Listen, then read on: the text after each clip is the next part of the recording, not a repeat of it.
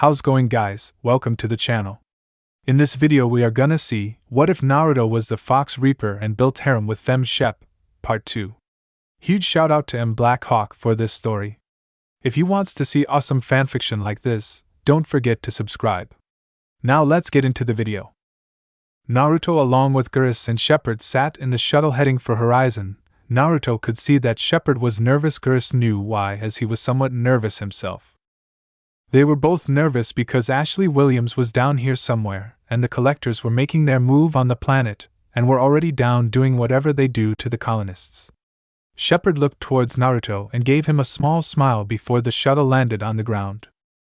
"Alright, we are here to make sure these bastards never do anything like this again," Shepard said, and the two with her nodded. "Morden, are you sure your countermeasure will be enough?" She spoke into her radio. "Not sure. Maybe. Maybe not, need field tests. Cannot be completely sure until you come back, if you come back. Hope it works." Morden's voice came back. "Did he just say it might not work?" Geras asked. "No, he said it might work. There is a difference," Shepard replied with a nervous laugh. Naruto and Geras' sweat dropped. "So who's going out first?" she said, and Geras and Naruto looked at each other, then back at her and grinned. The door opened and Shepard was kicked out of the shuttle. "Does it work, Shepard?" Geras asked from inside the safety confines of the shuttle. "Jerks," she thought as she stood up. "Yeah. It works. Now, let's go and save this colony." Naruto and Geras jumped out of the shuttle and pulled out their respective weapons, Geras with an assault rifle and Naruto one of his pistols. Shepard took the lead and led them around a corner of a few buildings before an area came into view that looked like a picnic area with what looked like giant bug-like creatures with floating pods that looked like cocoons. "Open fire!" Shepard ordered, and the collector looked up and dropped what they were doing and shot at the group. They took cover and returned fire, and they were easily dealt with. "The hell happened here?" Naruto asked. "It looks as if they were here 1 minute and gone the next. I've got a bad feeling about this, kid. Join the club, Fox. It's the same as it was back on Freedom's Progress," Shepard replied. "Be on your guard, there could be more." After she finished talking, there was a buzzing sound and more collectors came down from the sky with what looked like wings, and they opened fire while they were in the air, making the three-man team separate in all directions. 3 went after Geras, and just as he jumped over a small wall, a round of bullets unloaded into the cover. That was close. He rose from where he was crouched and opened fire on the collectors, taking 2 of them out. He crouched down again and reloaded and glanced around the corner to see the collector out of cover. He took his chance and rose and fired a volley of rounds, and the collectors fell dead. Shepard was in the same predicament, but her collectors were smarter. While one was shooting, another would be getting ready so that when the first finished he could instantly start, while the third was getting closer. Shepard noticed that a small mirror had been smashed in the room that she was in and quickly picked up a piece and used it to glance around the corner. To her shock, the collector that was moving forward was just 3 feet away. She had to finish him off quickly. The collector rounded the corner of the room and was met with the fist of Shepard to the face. He reeled back and was shot at point-blank range in the gut.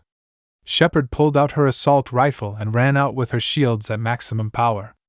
She fired a volley, making the collectors take cover, and she took cover herself. She stood up again and fired another few rounds, killing another collector. 2 down, 1 to go. She sighed as she reloaded again. There was more rounds being shot towards her, and when it finished, and she was sure that the collector was reloading, she rushed forwards, and once she got near him, pistol whipped the collector in the face, making it collapse and fall backwards. Shepard stood over the downed collector and raised her gun to his face. "Die!" And she fired a round, killing the collector. As she looked around, she could hear the laughing of Naruto. Naruto had 3 on his trail as well. He had hid behind a crate for all of 2 seconds before he shot the weapons out of the collector's hands and dropped his own. He cracked his knuckles and made a gesturing motion with his hands as he fell into a fighting stance. The 3 rushed him all at once. The collectors never had a way of hand-to-hand fighting, but they thought that they could overpower the blonde with sheer numbers. They were not expecting him to be so good. The first that came in Naruto's range received 3 well-balanced punches to the face. One came up from behind him and received a backwards kick to the chest, sending it stumbling backwards. The third was in the air and came down him with a leg outstretched. Naruto rolled out of the way, and the collector that he had punched managed to roll out of the way too, and the collector in the air fell to the ground, hitting nothing. The first collector ran at Naruto again and managed to land a punch which made Naruto laugh. Naruto unleashed everything that he had on the collector in punches and kicks. The collector was sent back into crates which toppled down on him. The second collector that was kicked ran at Naruto again, only to get grabbed by its neck, and it was snapped with a quick flick of Naruto's wrist. The third collector started to back up, and Naruto could just smile evilly at it. "Tag out, Naruto. Let me have this one." "Go for it, Kurama." The collector's wings came out, and it tried to fly away but was unable to get very far from the roof of one of the buildings, as Naruto had gone down on all fours and jumped from building to building and managed to get higher than the collector and punched it down to the ground. Naruto came soaring out of the sky after the collector, his eyes red and slitted.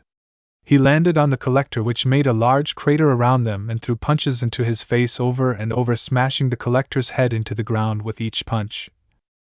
He grabbed both of the collector's arms and folded them in front, and managed to bring both out of their sockets, as he pulled them further across each other.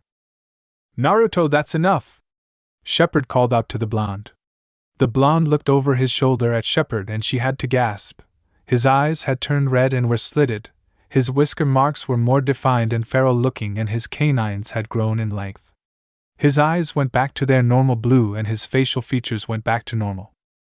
"Sorry, Commander, I'll tell you about it later," Naruto said as he stood up and walked out of the crater he was in and picked up his pistol that he had thrown to the ground. "As long as you're all right, Naruto." Shepard smiled at him. She didn't want to be like the villagers and fear him. He was on her team. She had accepted his help. He was not going to be treated like when he was back in his village.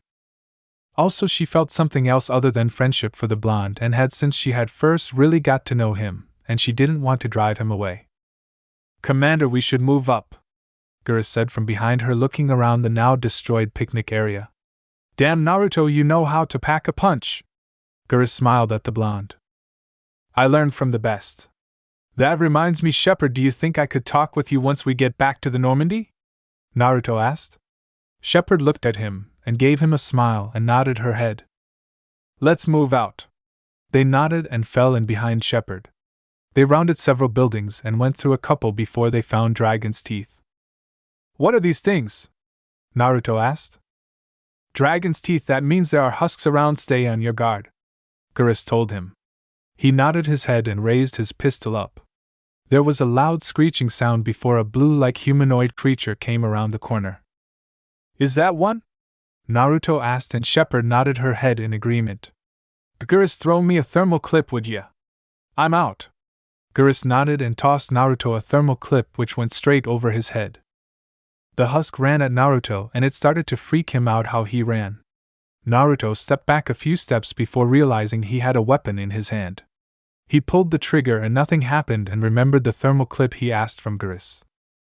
He went to reach for his other pistol, but the husk was too close, so he settled on throwing the pistol at the head of the husk, which made it rear its head back.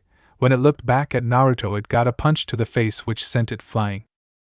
"Freak, what the hell is that thing made out of metal? I think I broke a bone in my hand," Naruto yelled at the two who just laughed at him. "Geras, I swear to God that was the worst throw ever. Of all time." "Not my fault, someone put the sun in my eyes," Geras argued. "These husks are different from the ones on Eden Prime. More advanced. Didn't the Geth get the dragon teeth from Sovereign? That means the elusive man was right, the Reapers are behind this," Geras said. "Let's keep moving, we need to find where the other colonists are, we need to save as many as we can," Shepard replied, and they continued on. They fought large numbers of collectors and more husks. They found a large door that must lead them to where an underground bunker must be, and Geras was able to unlock the door with his Omni tool, while Naruto and Shepard held of some more collectors. When the doors slid open, they rushed in, and the doors slid shut. Shepard and Naruto looked around the room while Geras made sure the door was locked. There was a light noise of someone's feet shuffling, and they both raised their weapons and pointed at where the sound had originated from. "We know you're there, come out," Shepard ordered, and a man came out. "I'm unarmed, I'm just a mechanic," he replied. "Who are you?" Shepard asked. "My name is Dylan. I'm just a mechanic, well, was a mechanic before these things came and took everyone. They all got taken. It's all the Alliance's fault. If they hadn't sent that soldier here to set up those guns, we would have been fine." "You have guns here? Why not use them on the ship?" "They haven't been operational. Never could get the targeting systems to work right," Dylan responded. "We have to get those guns online, it may be our only shot, Commander," Gurus noted, to which Shepard nodded and headed for the other door. They ran out the door and were bombarded with even more enemies and less cover. It was hectic for a while, especially the giant-looking husks that could disable your shields, but they made it through. There were doors on the other side which lead to the starport to which they needed to go. Gurus noted that there were no more colonists frozen and quickly unlocked the starport door. There were 2 more large husks that they took down, and they headed for the transmitter, and Itachi talked to them over the radio. "Shepard, please connect me to the guns," Itachi said, and Shepard did what the AI asked. "The guns need time to charge, hold off the enemies so that there are no interruptions." "Anything else?" Shepard asked. "There is a wave of enemies coming towards you, you should prepare." "Thanks, Mom. You heard the computer, take cover." Naruto and Gurus nodded and both took out their sniper rifles. The collectors came wave after wave and attacked at full force, but the 3-man squad dealt with everything that they could throw at them. The last collector fell dead and Naruto yawned. "Man, this is getting boring," he said. There was a loud boom sound as something hit where Naruto had been currently standing, and just a few meters away from that came down a huge machine-looking creature. "Naruto!" Shepard screamed as she had watched as the explosion had engulfed him. "You bastard!" she yelled, but was in shock as she saw a mop of blonde hair on top of the creature. "I have to give it to Shepard, that was a close one," he smirked. There were more explosions as the machine fired off more missiles, blowing up everything around it. "Guess I should take this monstrosity down," Naruto said to himself. He summoned a clone, but even before he could start on the Rasengan, he was thrown off of the machine and into a concrete wall. "That freaking hurt," he grunted.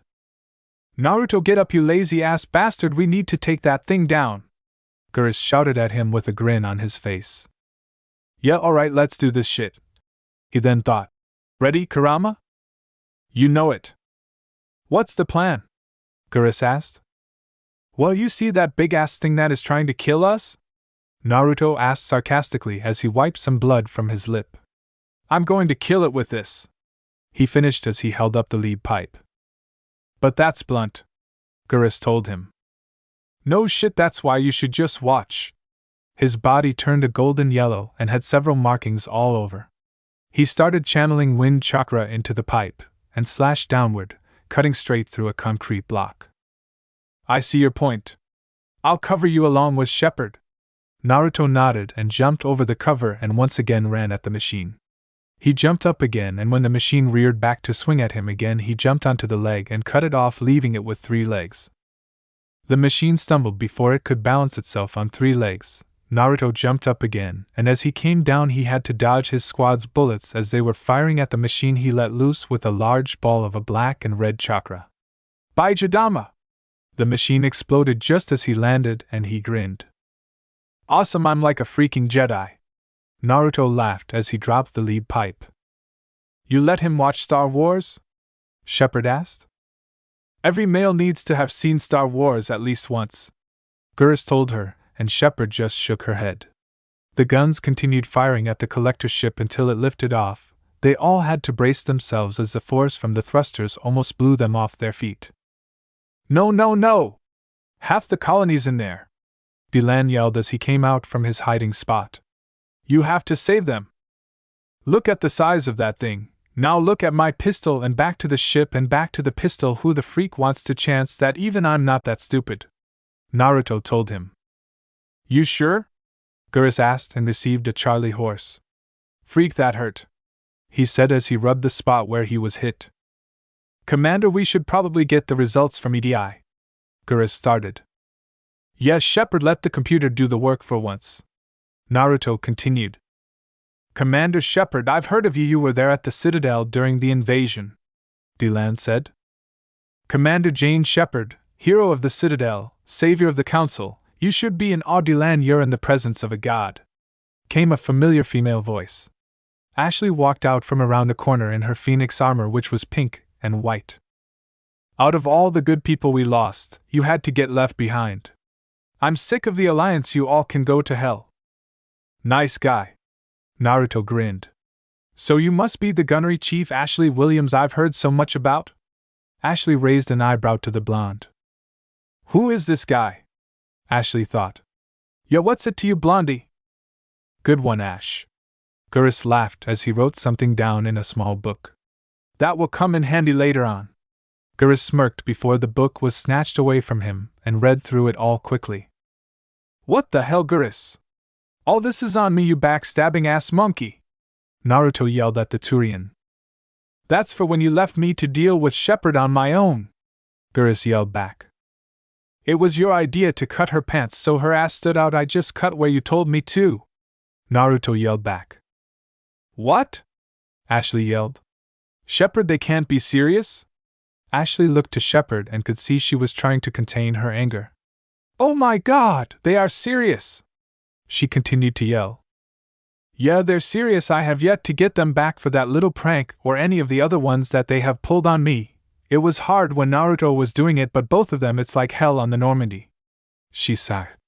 Shepard walked over to Ashley, leaving the arguing Turian and blonde alone, and hugged her friend. Where have you been, Shepard? Ash asked as she pulled back from the hug. Mostly on an operating table. Cerberus patched me back together. Ashley took a step back. You're with Cerberus now?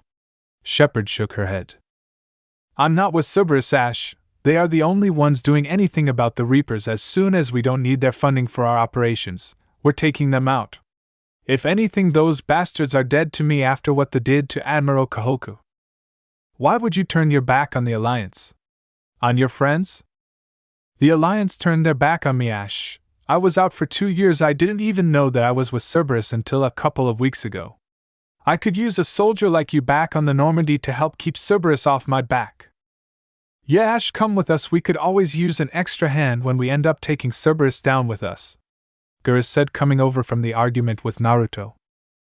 I don't know who these Cerberus people are, but I'm thinking that if we all team up we could infiltrate the Cerberus headquarters, plant a few hundred, maybe 1,000 charges, depending on how psychotic we're feeling that day, and blow it sky high, Naruto said as he came up behind her and placed his arm around her shoulder, making her blush.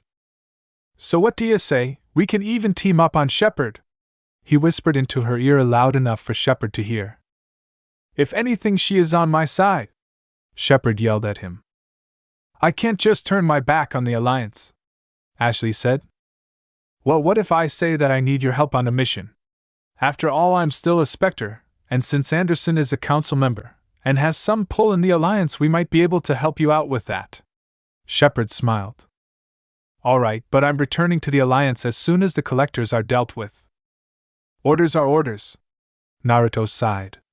I hate orders. Naruto, called Joker on the radio, Shepard ordered.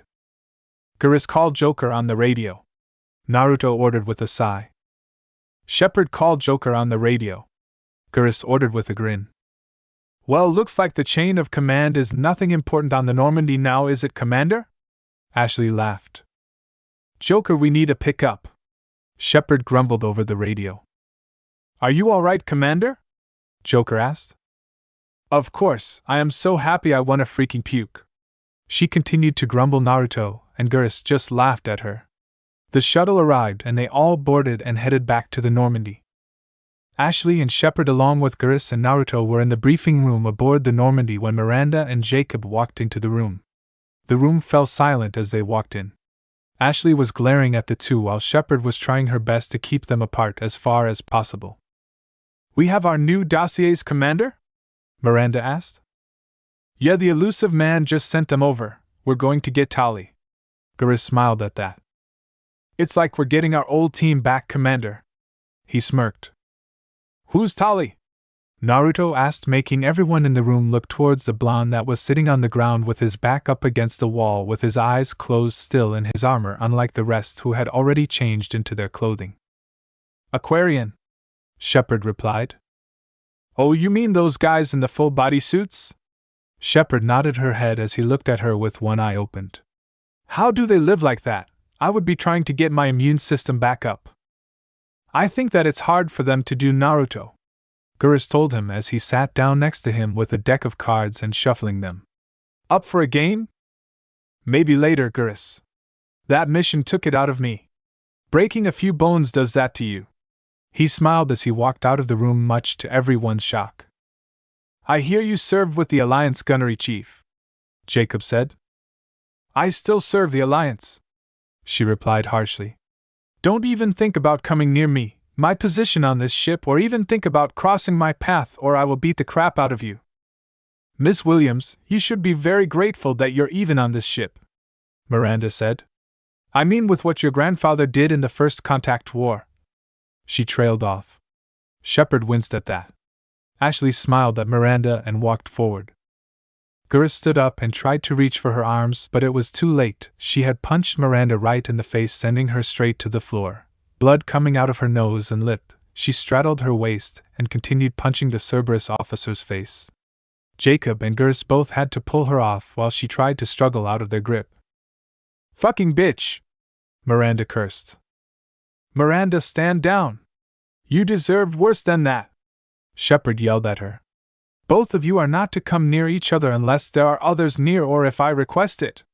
If it is only Jack, you are to both walk away, as she would probably join the fight. Shepard finished. Now I have to go see Naruto about something he wants to talk to me about. Back to your stations, and if I so much as hear that you glanced in the other's directions, I'm kicking you both out the airlock with no helmets, and see how you like it. She yelled as she walked out the room with Geras and followed by Ashley, who went up to see Joker for some reminiscence. Geras and Shepard headed for the elevator, and once inside and the doors closed, Geras broke down in laughter, and Shepard chuckled. God, that was good. A pity that I had to scold Ash too, but it had to be done. What do you think Naruto wants to talk to you about? Geras asked. I have no idea, she replied, and he nodded. The doors to the elevator opened. Geras went back to his station and Shepard went to the starboard observation deck. She opened the door and found that it was dark. The window was open and she could hear the slight sound of Naruto snoring. She walked over to where Naruto was asleep on the couch and lifted his arm up and crawled in next to him and sighed. It felt good to be in someone's arms again. For her it had been too long. His arm wrapped around her and pulled her tight against him, and she smiled as she fell asleep. Naruto awoke to see Shepard in his arms, and he immediately thought, I didn't do it. He could see that she had made her way down here after the briefing and probably wanted to speak with him, and decided to climb into his arms. What am I going to do? I made a promise to go back to Konoha, but I think I have strong feelings for Shepard. What the hell is going on here? Shepard began to stir and turned to face him and opened her eyes. Morning, Naruto, she said sleepily. Morning, Jane. How was your sleep? He asked with a shit-eating grin. Shepard opened her eyes wide in shock as she realized that where she was and whose arms were wrapped around her. Naruto, I can explain. She started. No need to, it's ALR-. He was cut off as the door opened wide and Geras walked in. He stopped dead in his tracks as he saw the two on the couch. You'll come back later then. He smirked as he left. Damn straight you will. And knock next time. Naruto yelled after him. Shepard, not that I'm complaining or anything, but why did you come down here last night? I was going to see what you wanted to talk with me about, seeing as we are back on the Normandy and all. When I came down here you were asleep on the couch, so I decided that I would tell you first thing when you woke up, she said as she stood up from his embrace. Right, I was going to ask you if I could return home for a few days. May I ask what for? She asked, a little shocked that he wanted to go back to the village. 4 years ago, my teacher and godfather died. Every year I go back to the village and pay my respects on the day of his death. Shepard looked at him and could see that he didn't want to miss it. Naruto, I told you once, at the little party that we were at before we left, that if you needed anything from me, I would do anything in my power to help you get it done. After we pick up Tali, we will head straight back to your planet. It will be like temporary leave for the whole crew for a few days before we start up again. I think we have all earned it. She smiled at him and was shocked when he embraced her again in a hug this time. Thank you, was all he said, and she could only smile. Naruto was walking down around engineering deck as Shepard had taken Ashley and Geras down to get Tali. He had been talking with Zaid for the last hour or so discussing war stories. They both had plenty to share with each other, and Zaid was shocked that he was only 21 and started at 12. He went to go see Grunt about a spar, but all the Krogan said was that he was busy and should come back later. He had spoken with Gabby and Ken about the engine and decided that it was too complicated for him, and bid them farewell. That was what led him to go down further, as he had heard cursing from below, and decided to check it out. Who the fuck are you? Jack ordered. You kiss your mother with that mouth? Naruto smirked. Jack went to punch him, but he dodged it. Let me guess, you're Jack, the psycho that we keep down here to turn away pirates and nosy neighbors. She swung at him again and her fist connected with a steel beam. Fuck! She yelled. You're not my type. Like I give a fuck, why don't you go back up stars and suck up to the Cerberus cheerleader, and whoever else the fuck is up there? She finished as she rubbed her fist. Why would I want to go up there when there is such pleasant company down here? He asked sarcastically. What the fuck do you want?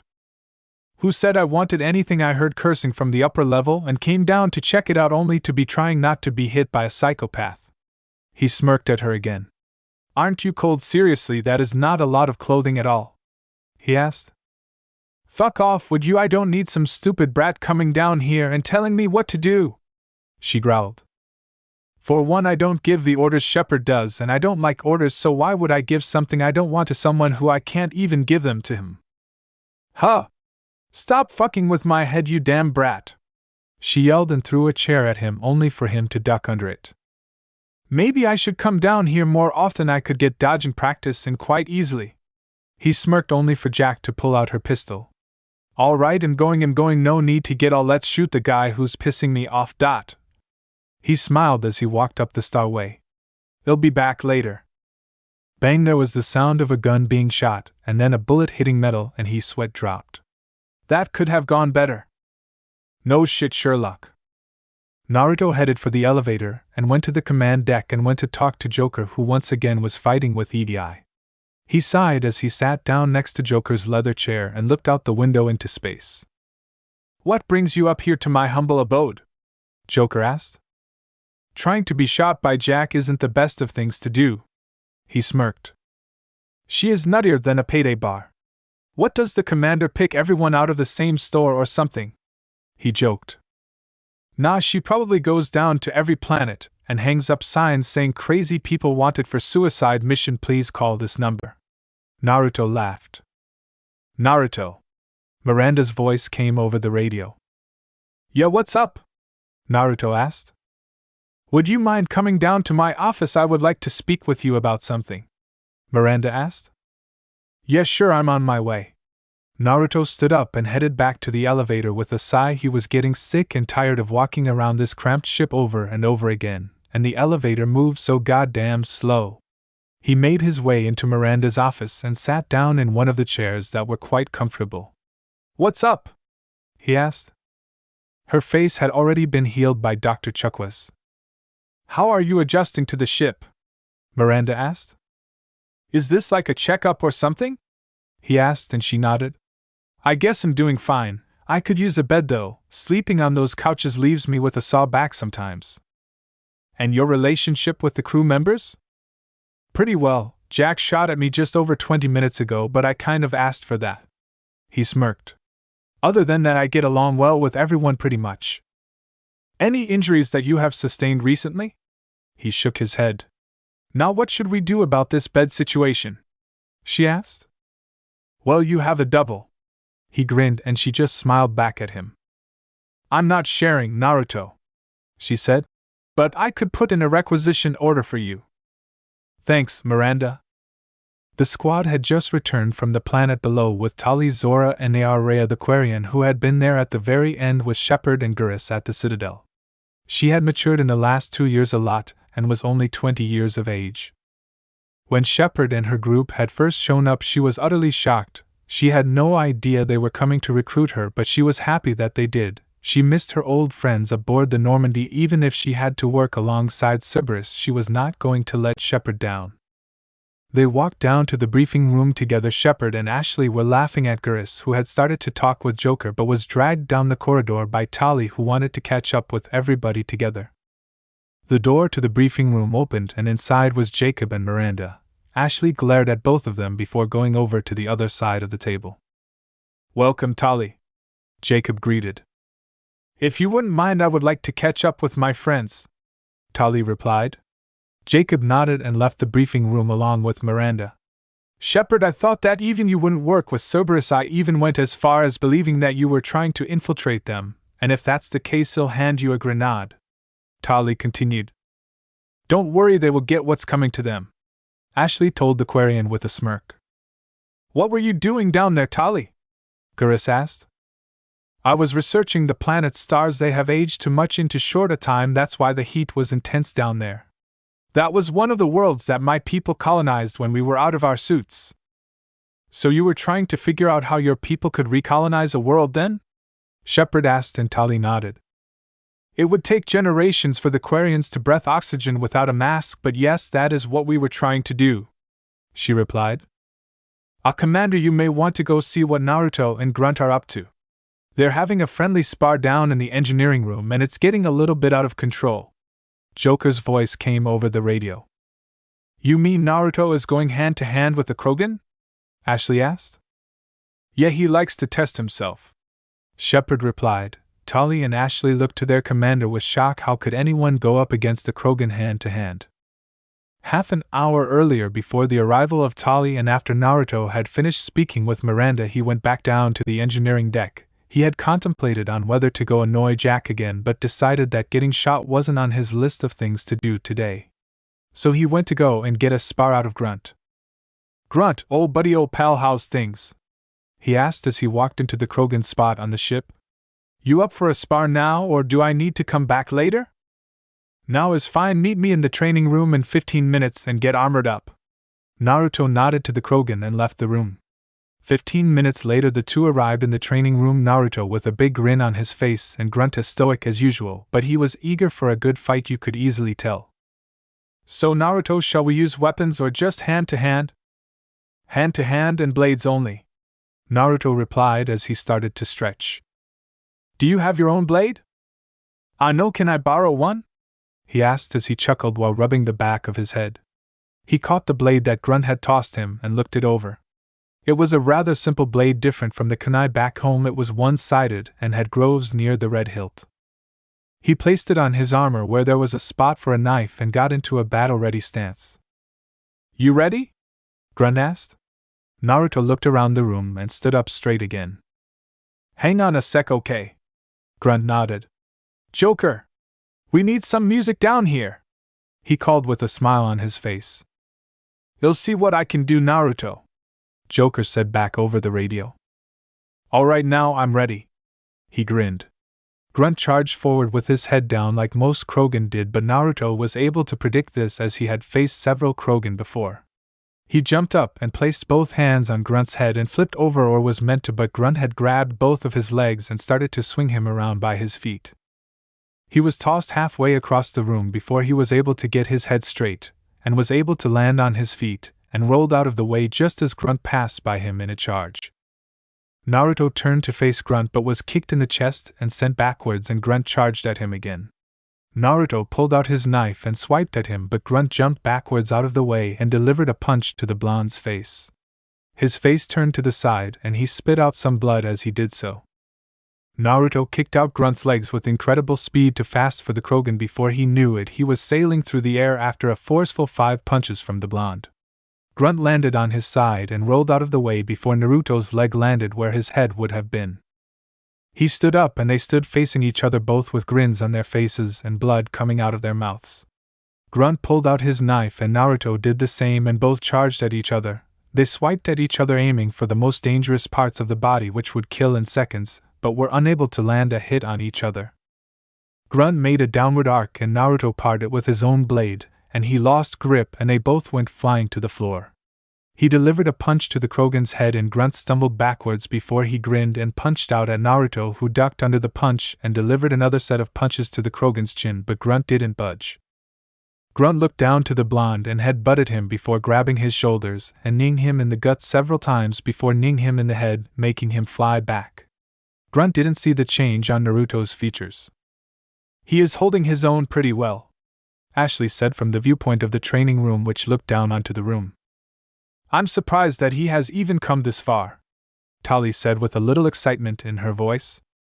"He has given the same treatment to other Krogan, but Grunt is a genetic super soldier, that's why he is having a hard time," Shepard replied as she watched the fight, not noticing Naruto's changes in the fight and his actions, which became more brutal. "He is really something, Shepard," Geras said as he walked up behind the group. He looked over the railing and looked down to the two fighting and saw that Naruto get kneed in the head. "Do you think he can win against Grunt? He took down the massive machine back on Horizon. He took down a gunship single-handedly. I think he can take on Grunt." Shepard smirked back at him. Geras nodded and looked back down to the fight going on. Grunt was smirking at the blonde who was on the floor face down. His grin faded when Naruto seemingly floated back to his feet. His head was hung down in front of him. His hair was covering his eyes, making them covered in darkness. His back was turned to the Krogan. Grunt could see him flexing his fingers in and out of, making a fist. "Naruto, tag out!" a voice said from Naruto in a deep voice as he lifted his head up, and it fell to the side, revealing his red slitted eyes. "Just for a few seconds, Fox. We can't kill Grunt. He's an ally." "What is happening?" Grunt thought to himself, but was unable to think any more as Naruto charged at him with incredible speed and attacked the Krogan with massive amounts of force. Grunt was backhanded by the blonde and he went flying through the training room, but to his shock Naruto was waiting for him where he was headed and punched down on his gut, sending the Krogan to the floor. Naruto lifted the Krogan up by the neck of his armor with one hand, showing how strong the blonde was, and started to punch him in the face.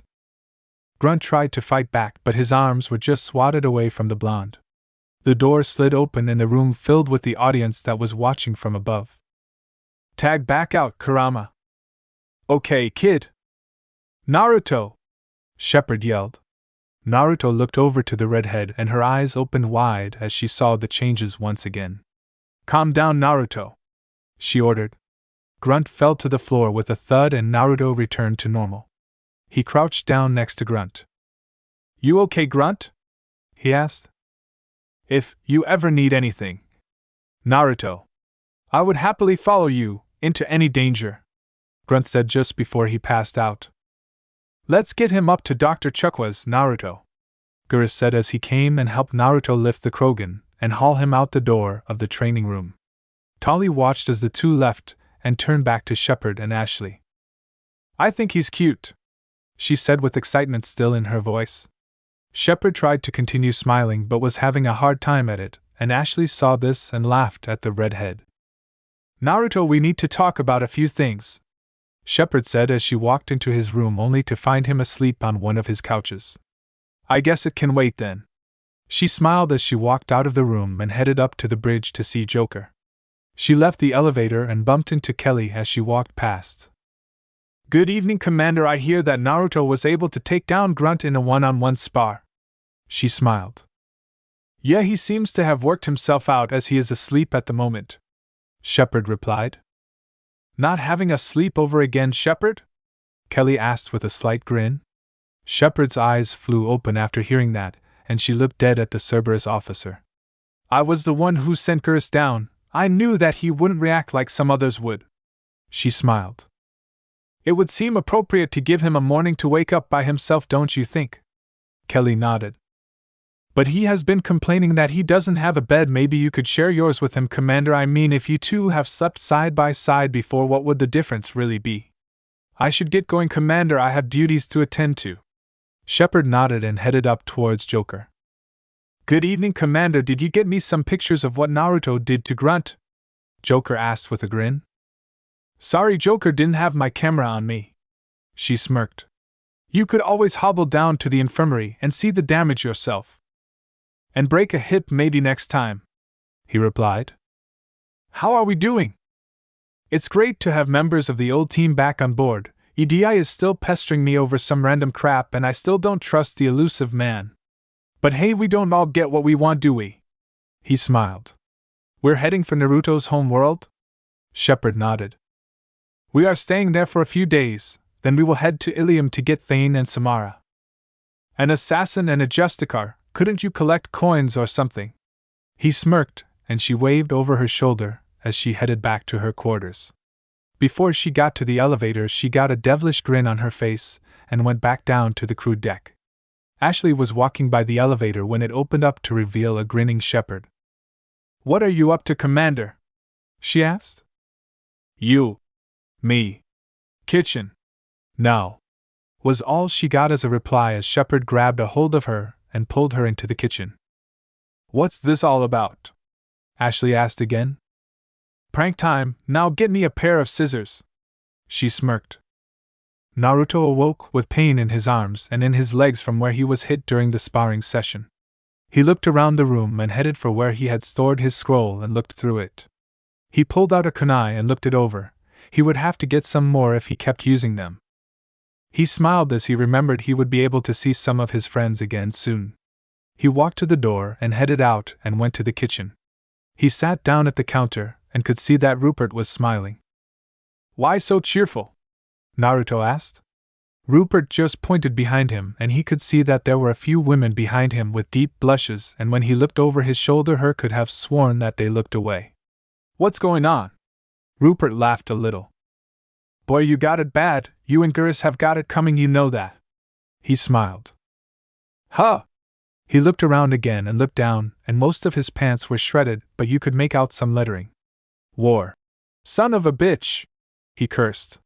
Rupert laughed and went back to work, and Naruto ran back to his room to get a new pair of pants. Shepard and Ashley were laughing while Gurus came down. What's so funny? He asked the two. Gurus! Naruto yelled out. You're consulting with the enemy! He continued to shout at the Turian. What are you going on about? Gurus asked. They are the enemy. They ruined a pair of my shorts when I was asleep and I walked out with them on and made a complete fool of myself. Ladies, this is war! He continued to rant. He grinned when he left, and it made the two girls shudder in fear of what was to come. Gurus followed in after him. Commander, we are almost at our destination. Joker's voice came over the radio. Ash, go get Naruto and get armored up, Shepard said with a smile. Where are we? Ashley asked. Naruto's home. She continued to smile. Naruto stood on the bridge with a smile on his face as the Normandy entered the planet's atmosphere. He could even see Konoha in the distance out of the front windows. Man, they're all going to freak when they see this baby. Naruto grinned. Does this thing even have landing gear? Top of the range for the Normandy. Now we just go to find a place big enough to land, Joker replied. To the south of that gate there should be a big enough area to land, Naruto told him, and Joker nodded as he followed the blonde's instructions. I see it. All right, we will be down in a minute. Go tell Shepard. You tell Shepard all you have to do is press a button, Naruto argued. I'm busy landing the ship, just go to the armory and tell her, would you? Joker argued back. Eddie, tell Shepard we're almost down. Of course, Mr. Namikaze, Edi replied. That's a first, Joker mumbled. Open the doors, Joker. What? Why would I do that in mid-air? Joker yelled. I'm going on the roof now. Unlock and open the doors. The blonde smirked and Joker nodded and opened the hatch and watched Naruto exit the Normandy. That kid is going to get me in trouble one day. He smiled as he went back to his terminals. Naruto stood atop the ship, chakra holding him in place, his arms spread out, and wind rushing past him. He smiled as the ground became closer. He could hear the landing gear come out as they hovered just a kilometer over the ground and start to descend, and came to a halt when they landed. He heard the door open and something mechanical begin to unfold, and cursing about slow-moving machines when Shepard and most of the crew came running out, and Jack walking out with a huge smile on her face until she looked up and saw that the blonde was still alive. "Why the hell aren't you dead?" Jack yelled. "Because I would miss you far too much." Naruto laughed. He ran down the side of the Normandy and landed next to Shepard. "Shall we go?" "After you," Shepard said with a smile and followed the blonde who was walking with Grunt and Gurus. "All right, Grunt, I'll tell you who he is as soon as we see him, okay? He is always up for a good fight and you will hand his ass to him on a goddamn silver platter." Naruto smirked, an evil smirk as they walked along. "Good, I will have to test your friend's strength." "Friend?" He laughed. "Yeah, even though this guy has tried to kill me plenty of times, we're still friends," he continued. They had been walking for an hour until the gates came into view. The aliens were in the middle of the group so that any passerby wouldn't be able to get a clear look at them. Naruto was flirting with Shepard and was seemingly making her blush. Jacob and Miranda were at the back and the rest of the crew were walking along. "So they already sent Umbu out, huh? Since when is Hinata Umbu?" Naruto thought. "Naruto, what's wrong?" "Just thinking about something." There was movement to their left, and they all readied their weapons except for Naruto. "And Naruto!" Hinata yelled as she ran at the blonde. The females of the group were quite self-conscious of their bodies when she made herself known for her large assets that she had. "You're home, Naruto," she said as she clung to him. "Only for a few days, Hinata, but then have to go again," he told her. What be but why?" Hinata asked, looking into his blue eyes. "My mission isn't done yet, there were just some things that I need to do here before we complete the mission," he told her as she pulled back from his embrace. "Man, Naruto, girls here are just hanging off you," Gurus said as he walked up to them. Hinata's jaw dropped and her eyes opened wide as she looked on at her first alien before she fainted in Naruto's arms. "Damn bitch probably did it on purpose," Shepard thought. "Never fails, does it, kid? The more things change, Fox, the more they stay the same. I doubt Hinata will ever quit fainting around me. Even after all the talks we've had about just remaining friends." "Naruto Uzumaki Namikaze!" A voice from some bushes came out, followed by 4 Umbu members. "Yeah, what is it?" Naruto barked back.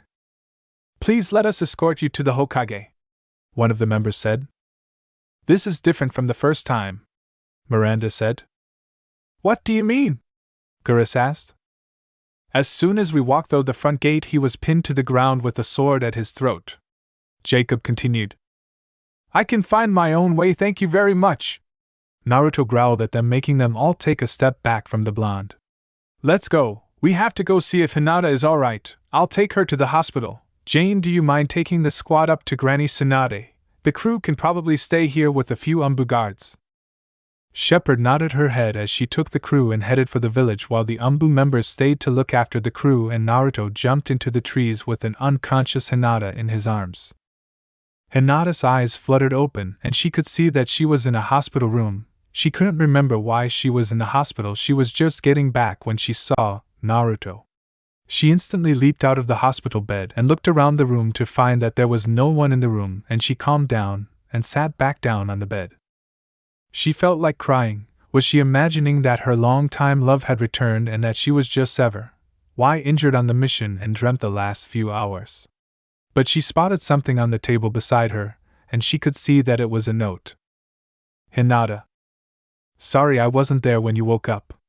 Grandma Tsunade wanted to talk to me about some things. But we'll talk again before I go. Keep the next few days clear, I'll try and see you in the next 3 days, okay? Naruto." All throughout the hospital you could hear a loud girlish scream that would rival 10 screaming pink-haired Banshee fangirls. "So Naruto, you just came back to pay your respects to Jiraiya?" Tsunade asked the blonde while looking over the aliens in her office.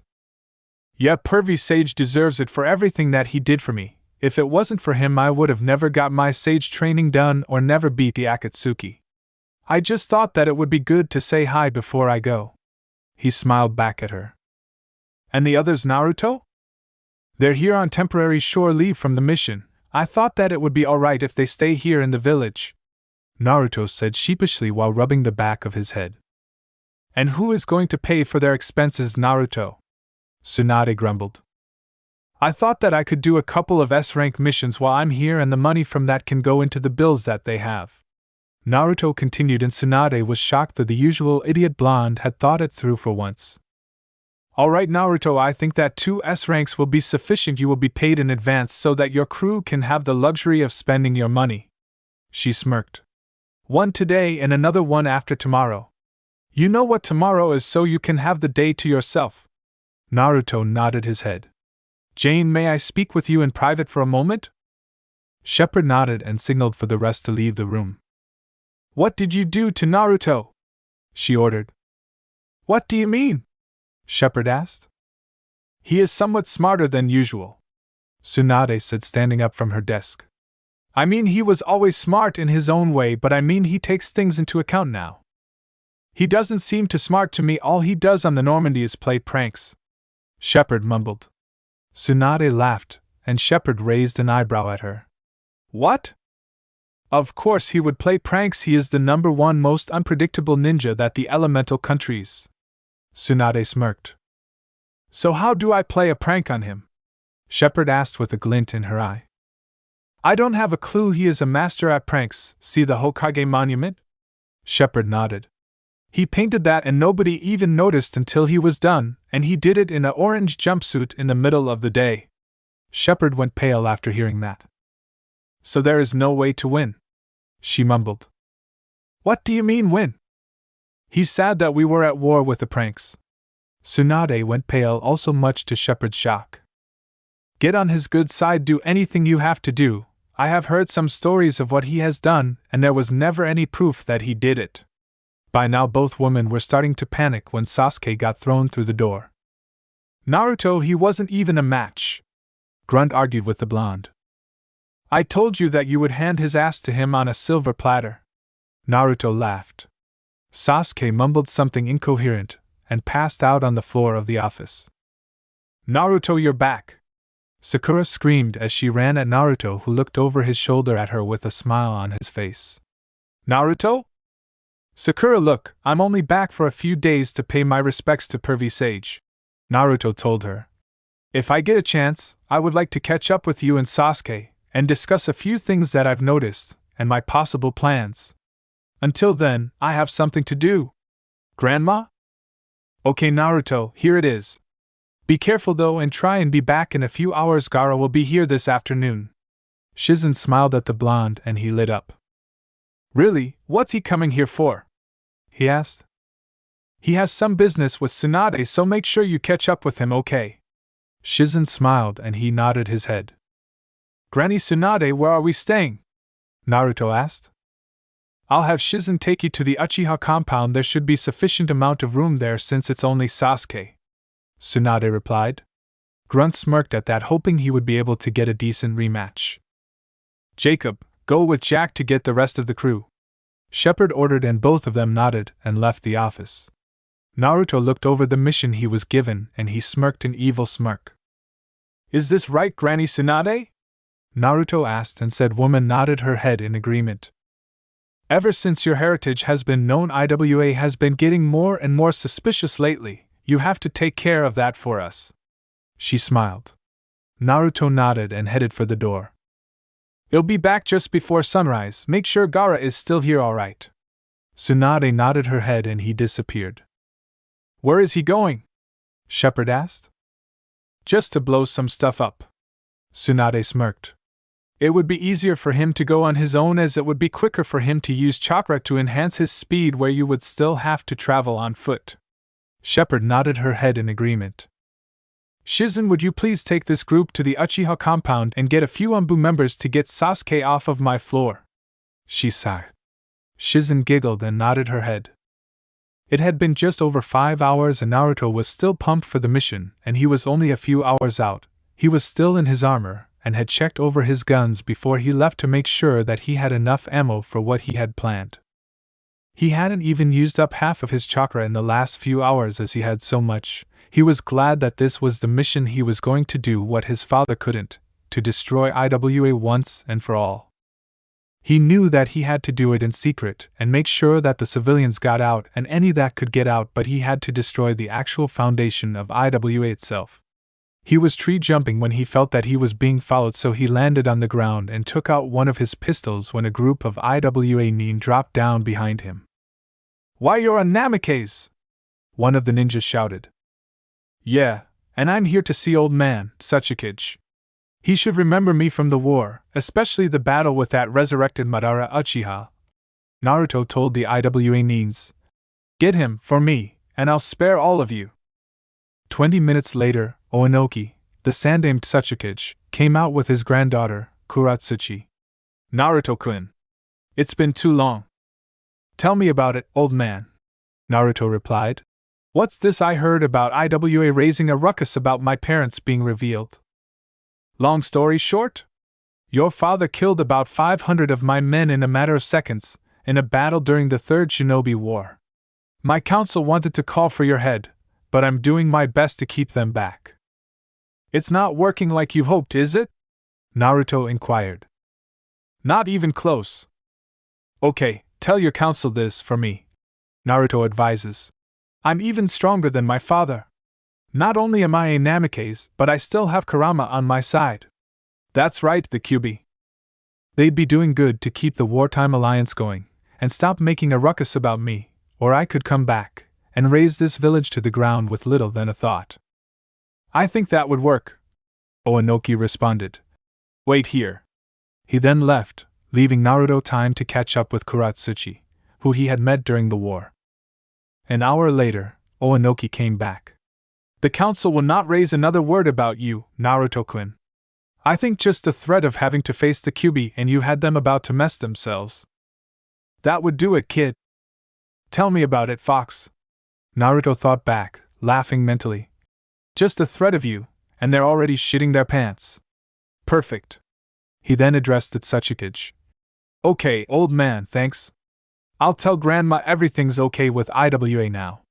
While I'm thinking about it, there's something you need to know." Naruto then went on to describe the situation with the Reapers. "I'll send a message to Tsunade and the other Kage to strengthen the alliance, so we can help when needed." "Thanks, Oinoki." Naruto then left IWA and headed back to Konoha. As the sun rose for a new day over Konoha, there one sat atop of the fourth Hokage's head looking out over the village. He had returned before the sun was up just to see the view that he loved so much when he was a kid. When it was around 5 am, he headed for where Shepard was staying to get her back for his pants. After all, Naruto had only one way to retaliate to a prank successfully made on him, and that was a prank war. He headed over to the Uchiha estate. He was hoping that the last Uchiha was in the hospital after what Grunt did to him. And for once in Naruto's life, luck was on his side. He was pretty much left alone as he ran all the way to the Uchiha compound, where he saw Geras sitting with his rifle in pieces as he was cleaning it. "Morning," Naruto said as walked up to him. "Back already, I see," Geras said, not looking away from cleaning his weapon. "There is something that I have to do." He grinned evilly. The tone as his voice made Geras look up. "Whatever you're planning, I'm in," Geras smirked back. Naruto nodded and gestured for him to follow him into the kitchen. If anyone was up at that time of morning, they would see two shadows moving through a house into a kitchen, undeniably on their tiptoes, trying to be quiet.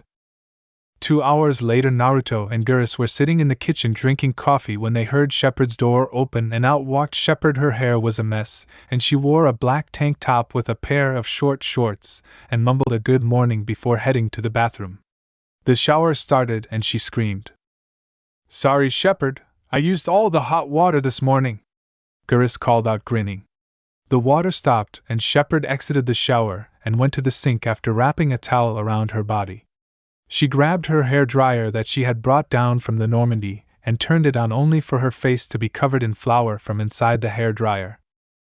The door to the bathroom opened to reveal Shepard's now white face, still only in a towel, and she glared right at Geras, who was now sitting at the table by himself. She marched right up to him and placed both her hands down on the table, making the short towel ride up a bit, making the lower half of her ass known to the world. "Where is he?" she growled at Geras. "I have no idea who you're talking about, Commander," he said with a smile, faking his innocence. You know damn right who I me dash. She was cut off as she was slapped on her ass, making her reel her head and torso back. Her eyes closed from the pain, but when she opened them there was whole desert pie heading straight for her face.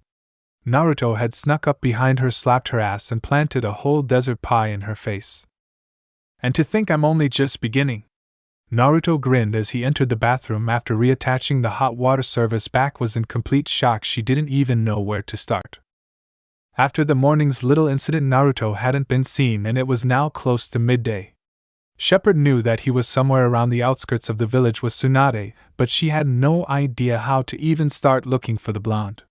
Said blonde was where he had first laid down Conan's paper flowers and his teacher's very first book. Tsunade had left a little over an hour ago, and thought that Naruto could use some alone time. Naruto sat up against the same tree, his eyes closed as he prayed for his teacher. A twig snapping underfoot brought him out of his prey and directed them at the intrusion to see someone he hadn't seen for a long time.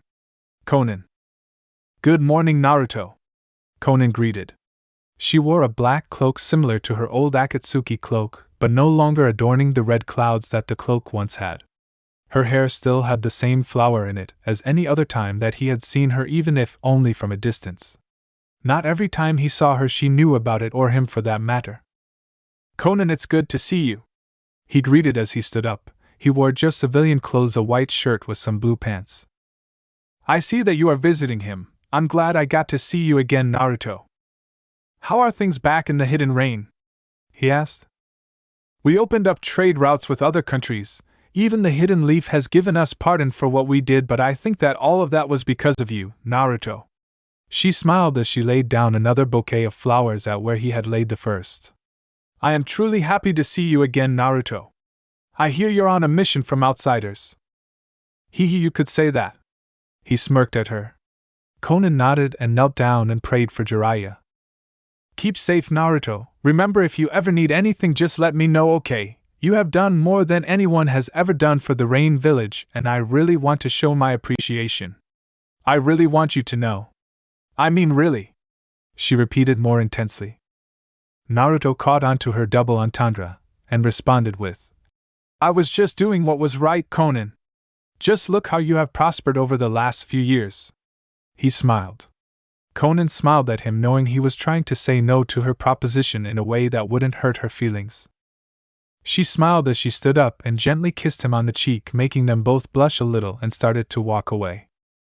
I'll see you again, Naruto. Stay safe out there, she said over her shoulder, and Naruto just dumbly nodded his head. You are the biggest fucking tool I have ever met, you know that? Kurama roared. I mean, that hot smoking piece of ass wanted you. Of all people, and you turned her down. Are you forgetting about Shepard? Naruto asked. You know, I think I was. Sorry, he answered. But Naruto just ignored the rants and protests of the fox, and wished his mother and father had given him complete control over the fox so that he could shut him up whenever he needed to. Naruto left after Conan did and headed back to the village, where he would get the next few days after tomorrow off, as he still had one more S-rank to do, but for the rest of the day he could relax. Yeah, right. He was found by Kiba and Akamaru, who had been searching all over for him. When he finally made it known that he was back, Kiba found him straight away. Hey, Naruto! Kiba called out from behind the blonde, who turned around to be tackled by Akamaru. Hey, you two, what are you two up to? Naruto asked. Well, Tsunade and Hinata said you were back for a while, so I thought, what the hell, let's have a party. Kiba grinned, always one for the parties. Gaara is going to be there too. I even told him that you were going to be there, and he actually smiled. At least I think he smiled. I can never tell with that guy, Kiba said as he pondered in thought for a moment as Naruto stood up while patting Akamaru on the head.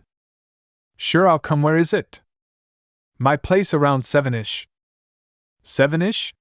Naruto asked. Yeah, you know, sometime around 7. I know what it means, he yelled at the guy. Why so early? Well, I heard you got another S rank in the morning, so I just made it a little earlier. Well, okay, then I just thought it might be because you still had a bedtime. Naruto chuckled. Shut up! I can't believe you ever convinced my mom to give me a bedtime. Kiba yelled at him, only for Naruto to chuckle more. Hey, do you mind if I bring someone? Naruto asked, which made Kiba look at the blonde seriously. You have a girlfriend? He asked. You could say that, plus she has some really good-looking friends. Naruto continued with a smirk. Kiba was practically drooling at the thought of meeting some hot women, and instantly agreed to it. So when Naruto got back to his temporary home, he invited everyone in the squad out for a few drinks. All agreed except for Grunt, who didn't like company very much. Jack was going to do the same, but when she got a look from Shepherd, she reluctantly agreed to it as well. Joker was even psyched for it. So around 7 they headed through the streets in their best clothes. Kasumi had decided to stay and see what Grunt was doing, and Zaid had done the same, had mumbled something about not a people person. Tali had wanted to stay, but Naruto had latched onto her arm, making her stutter out what she wanted to say, and gave up doing it, and just enjoyed the warmth that he gave her, much to Shepard's discomfort at how close they were getting. But Ashley kept her mind off of things but dragging her into a store of some sorts. Kiba's house was pretty big, about 4 bedrooms in all, but the party was out the back and Naruto led the entourage inside. Geras was uneasy. He had seen how Hinata had reacted to him, and had no idea how others would handle it, but he trusted Naruto, and as of yet was unable to have a drink with him. All turned to look at the group who had just walked in. Most of the group had gasped at the appearance of Geras, but most of all the guys' jaws were hanging off their hinges at the way that the girls looked in their dresses. Miranda wore a black dress with white stripes with a single strap over her shoulder, and it stopped at her thigh, showing a lot of her long, shapely legs and letting her hair down over one shoulder. Jack wore a pair of jeans and a t-shirt, so not a lot there. Kelly wore a red dress that was around her ankles and had 2 straps over her shoulders, and her short hair was done up in a little ponytail. Ashley wore a pair of dark jeans and a t-shirt. She wasn't much for dresses. Tali was in a white and red version of her environmental suit, and Shepherd wore a blue dress that came down under her knees. Her hair was done up in a Japanese style with chopsticks sticking out. Unfortunately, Sakura had the same hairstyle. Sorry we're late. Geras here had a little bit of a hard time getting ready. Naruto smiled as he placed a hand on Geras's shoulder. Hey Naruto, just in time, buddy. We fired up the barbecue, wanna cook? Shikamaru called out, and Naruto grinned. Sure, why not? He smiled as he walked over and let the others fan out in the group. Geras followed Naruto, and Tali had stuck with Shepherd and Kelly, who went and spoke with Sakura. Ashley made her way over and introduced herself to Tenten, and the two got along perfectly, and started talking about weapons. Naruto grabbed a beer out of Kiba's fridge as he made his way over and started cooking. While talking, he introduced Geras, and he and Shikamaru got along fine and walked off and talked while Naruto started to cook the food. He felt a pair of eyes glaring into his back, and he could see Jack glaring at him. He had to gulp when he suddenly got an idea in his head. He handed the job of cooking over to Kiba, who was talking with Ino, and they both made their way over to the barbecue. Naruto found the redhead he was looking for. Hey Gaara, it's been a while. Naruto greeted. It has been a while, Naruto, he said in his usual monotone voice. They both shook hands. I see you have some new friends. Gaara continued. Yeah, I want you to meet one of them. Naruto smiled as he placed his arm around Gaara's shoulders and headed for Jack, who was in the middle of drinking her umpteenth drink. Gaara, this is Jack. I'm sure you both have a lot in common. I mean, the first time we met each other you both tried to kill me, am I right? Naruto smirked, and Jack perked up at that. So you tried to kill the blonde idiot, huh? It was a long time ago, but yes. Gaara said as Naruto walked away, but he could hear Jack say, I like you. Naruto walked through the crowd when a hand landed on his shoulder, and it only had 3 fingers. Hey Tali, he greeted. Hey Naruto, she greeted in return. Your village is beautiful. I don't think I have seen anything like it, she continued. What about your home world, Tali? I have never seen it, she said sadly. I want to step on its surface just once before I die, she continued. So Tali, those suits are keeping you alive, yeah? Yes, our immune systems have been weakened over the course of generations of living aboard the flotilla, she said matter-of-factly. Why is that? Oh, just making conversation, enjoy the party. He smiled at her, and he almost thought that she blushed. Sakura had watched as Naruto made his way through the groups of people smiling, and he had even yet to look in her direction. She had even dressed up real nice for him in a white dress with a flower design in pink running up the side, and the dress really brought out her green eyes. She wore a pair of high heels which were white, and the laces wrapped around her legs and came to her mid-calf. She was currently in a small group of Shepard and Kelly, another woman that had come along with the group, and she immediately introduced herself and found that the woman was very polite. Shepard still made her laugh, and she noticed that the commander didn't talk about Naruto at all when she was around. They could hear laughing over where Naruto had been, and him and Geras were in the middle of an arm wrestling match, and both were noticeably drunk. Naruto was trying to win without chakra, and Hinata was making sure he wasn't using any, as she had her Byakugan active watching with the others. But in brute strength, Geras was stronger than Naruto, and ended up winning, making Naruto slump down in defeat as Geras stood up and addressed everyone. "Is there no one out there that can beat me?" he yelled, and Shepard laughed at her friend. "Come on down then, Shepard, since you obliviously think that me cannot beat you in a fair match," he slurred. Shepard nodded and handed her drink to Sakura and sat where Naruto had been currently sitting. They both put their hands up and Geras won again. Geras laughed again while Shepard picked up Naruto from where he had fallen on the ground. "Naruto, are you okay?" Shepard asked. "Mazer be fine," he slurred. She grinned at him and sat him up. "Geras, Naruto is plastered. Call it a night, would ya?" Shepard spoke up, and the Turian stood up on the table and bowed his head, and everyone giggled. "Greetings, people, especially you." He winked at Ino, who blushed a little. "We now must take our leave, as Naruto cannot hold his liquor," he shouted at the blonde, all the while grinning, only to get a one-finger salute from the blonde, which made everyone laugh. "So I bid you good night, pleasant dreams, and a peaceful evening." He bowed again, and they applauded him as he stumbled off the table. Both Geras and Naruto had left the party singing random songs, one each, and neither knew what the other was singing. There were a few lights that came on as it was the middle of the night. Some shouting from old men could be heard, and all Naruto and Geras did was sing louder as they walked down random streets. Sasuke had the unfortunate delight of apologizing to the old people they had woken up. Naruto had stopped dead in the middle of the street. Geras had continued on with Shepard and the others, and Sasuke had caught up with Naruto, who was standing and swaying in the street. "Naruto?" Sasuke asked as he walked up behind him, only to see Naruto turn around and go to punch him in the face, except that it was sluggish, and he was acting like he was moving in slow motion the whole time, so when it hit Sasuke he had to suppress a grin. "You done?" Sasuke asked. Naruto looked at him before he grinned, then hunched over and threw up on his feet. "All done," Naruto said as he ran up and tackled Geras to the ground while singing again before he passed out a few more meters up the road. Naruto awoke to find him not in the room he had picked out the previous morning. He tried to remember what had happened after he had introduced Gaara and Jack to one another, as he looked around and felt his head spin before it settled, and went straight to the fox. He rubbed the sleep from his eyes and went to the bathroom and walked in on Geras throwing up in the toilet. He laughed at the Turian only to get growled at, and he walked out of the room. In the kitchen, Shepard was cooking what looked to be bacon and eggs, only for the bacon to be heavily burnt and Shepard sleeping while standing up. Naruto took the pan off of the stove and placed it on a plate as he woke Shepard up. "You were sleep cooking?" Naruto grinned. "How's your head?"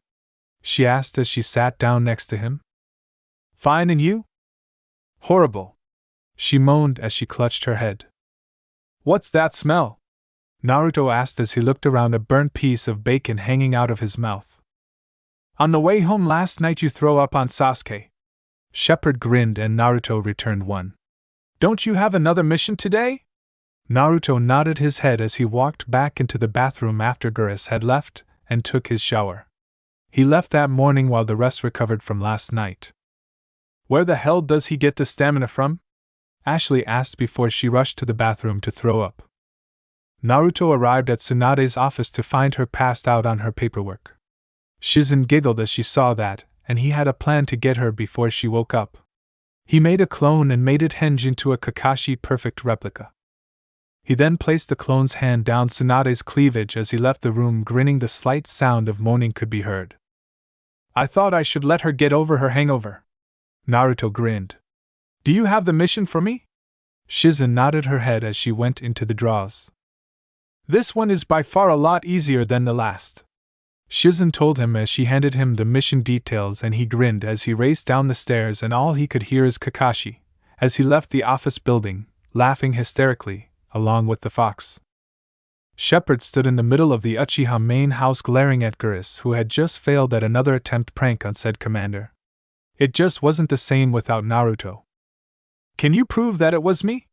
Geras asked as he looked at her with the best puppy dog eyes he could manage. I saw you do it! Shepard yelled at him. Ashley was to the side laughing at her Turian friend. She had seen him start the prank and warned Shepard about the whole thing. That's it, you and Naruto are not allowed to pull any more pranks, she continued to shout.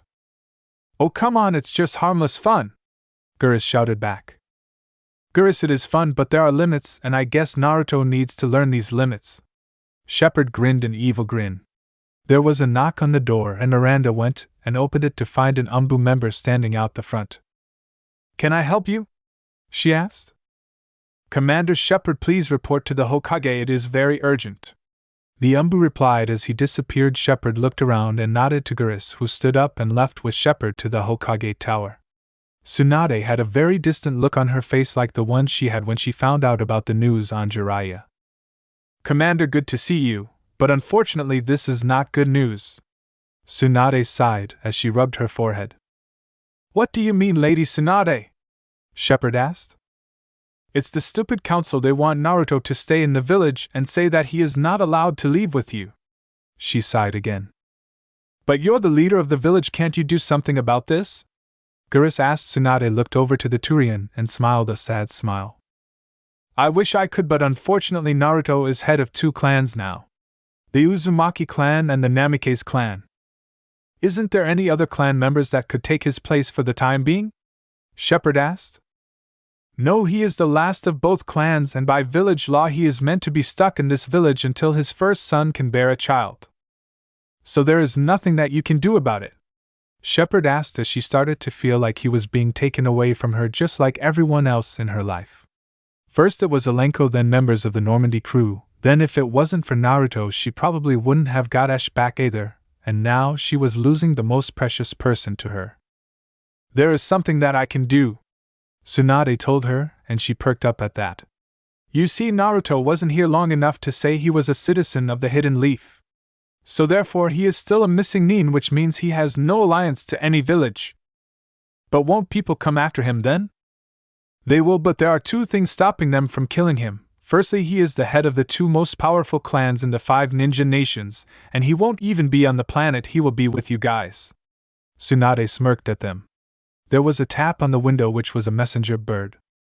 Tsunade opened the window and looked at the letter, and she was shocked. Is everything all right, Lady Tsunade? Geras asked. I wish it was. Naruto's last mission has gone wrong in so many ways. Does he need backup? Shepard asked, and Tsunade nodded. Where are we headed then? A few hours earlier Naruto had reached the edge of Wind Country, where he was escorting Gaara back to the Hidden Sound village when they were ambushed by S-class missing sand nins who had fled to the Hidden Sound after Gaara had become the Kazekage. All 5 of them were quite powerful, but both of their honor meant that they would not run from a fight, and they both knew it. So what do we do? Gaara asked the now thinking blonde. Well, I could always tag out with Kurama and let him take these guys out. Sometimes it helps to have a friendly relationship with your Bija. Then what? Naruto replied. Gaara nodded at his reasoning when he spoke once more. Well, I was getting sick of the job of being the Kazekage anyway, too much paperwork. Gaara smiled as the missing nin surrounded them both. What are both of you discussing? One of the nin shouted. He wasn't a patient man by any means.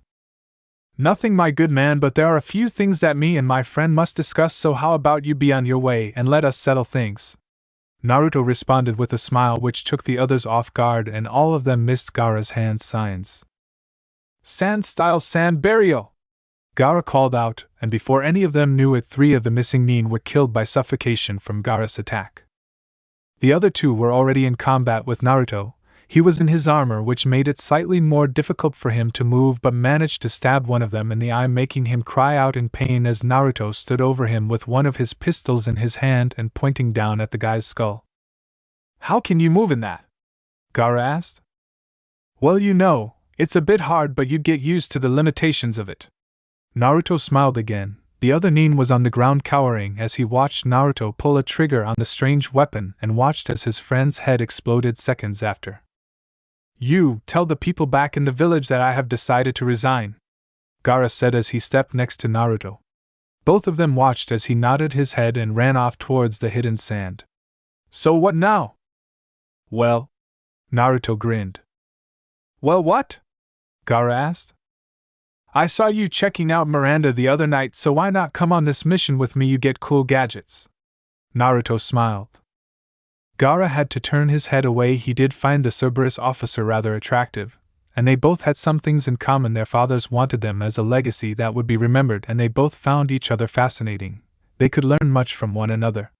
"So what do you say?" "Well, I guess I have nowhere else to go now. I'm just like you, a missing Nin," Gaara responded. "You just want the super cool gadgets and to be a hero the whole galaxy would know of, because that is what sold me." Naruto grinned, and Gaara had to laugh at Naruto's point that the gadgets that he had were quite awesome and the whole hero charade. That was just the start of their troubles. They traveled around, not wanting to go straight back to the Hidden Leaf and wanting to make some trouble for some bandits that Gaara had heard about in the last few months that had come into a massive crime organization in a short period of time. That was where the trouble started, and in a big way. They had no idea that some other villages had infiltrated the organization already, and they completely wiped out a third of the entire organization in just over an hour after scouting out their surroundings. That's when shit hit the fan. There was a powerful missing Nin that founded the organization, and he was on a par with Naruto. This caused trouble because when they met, the whole organization was fighting shadow clones along with Gaara's sand clones.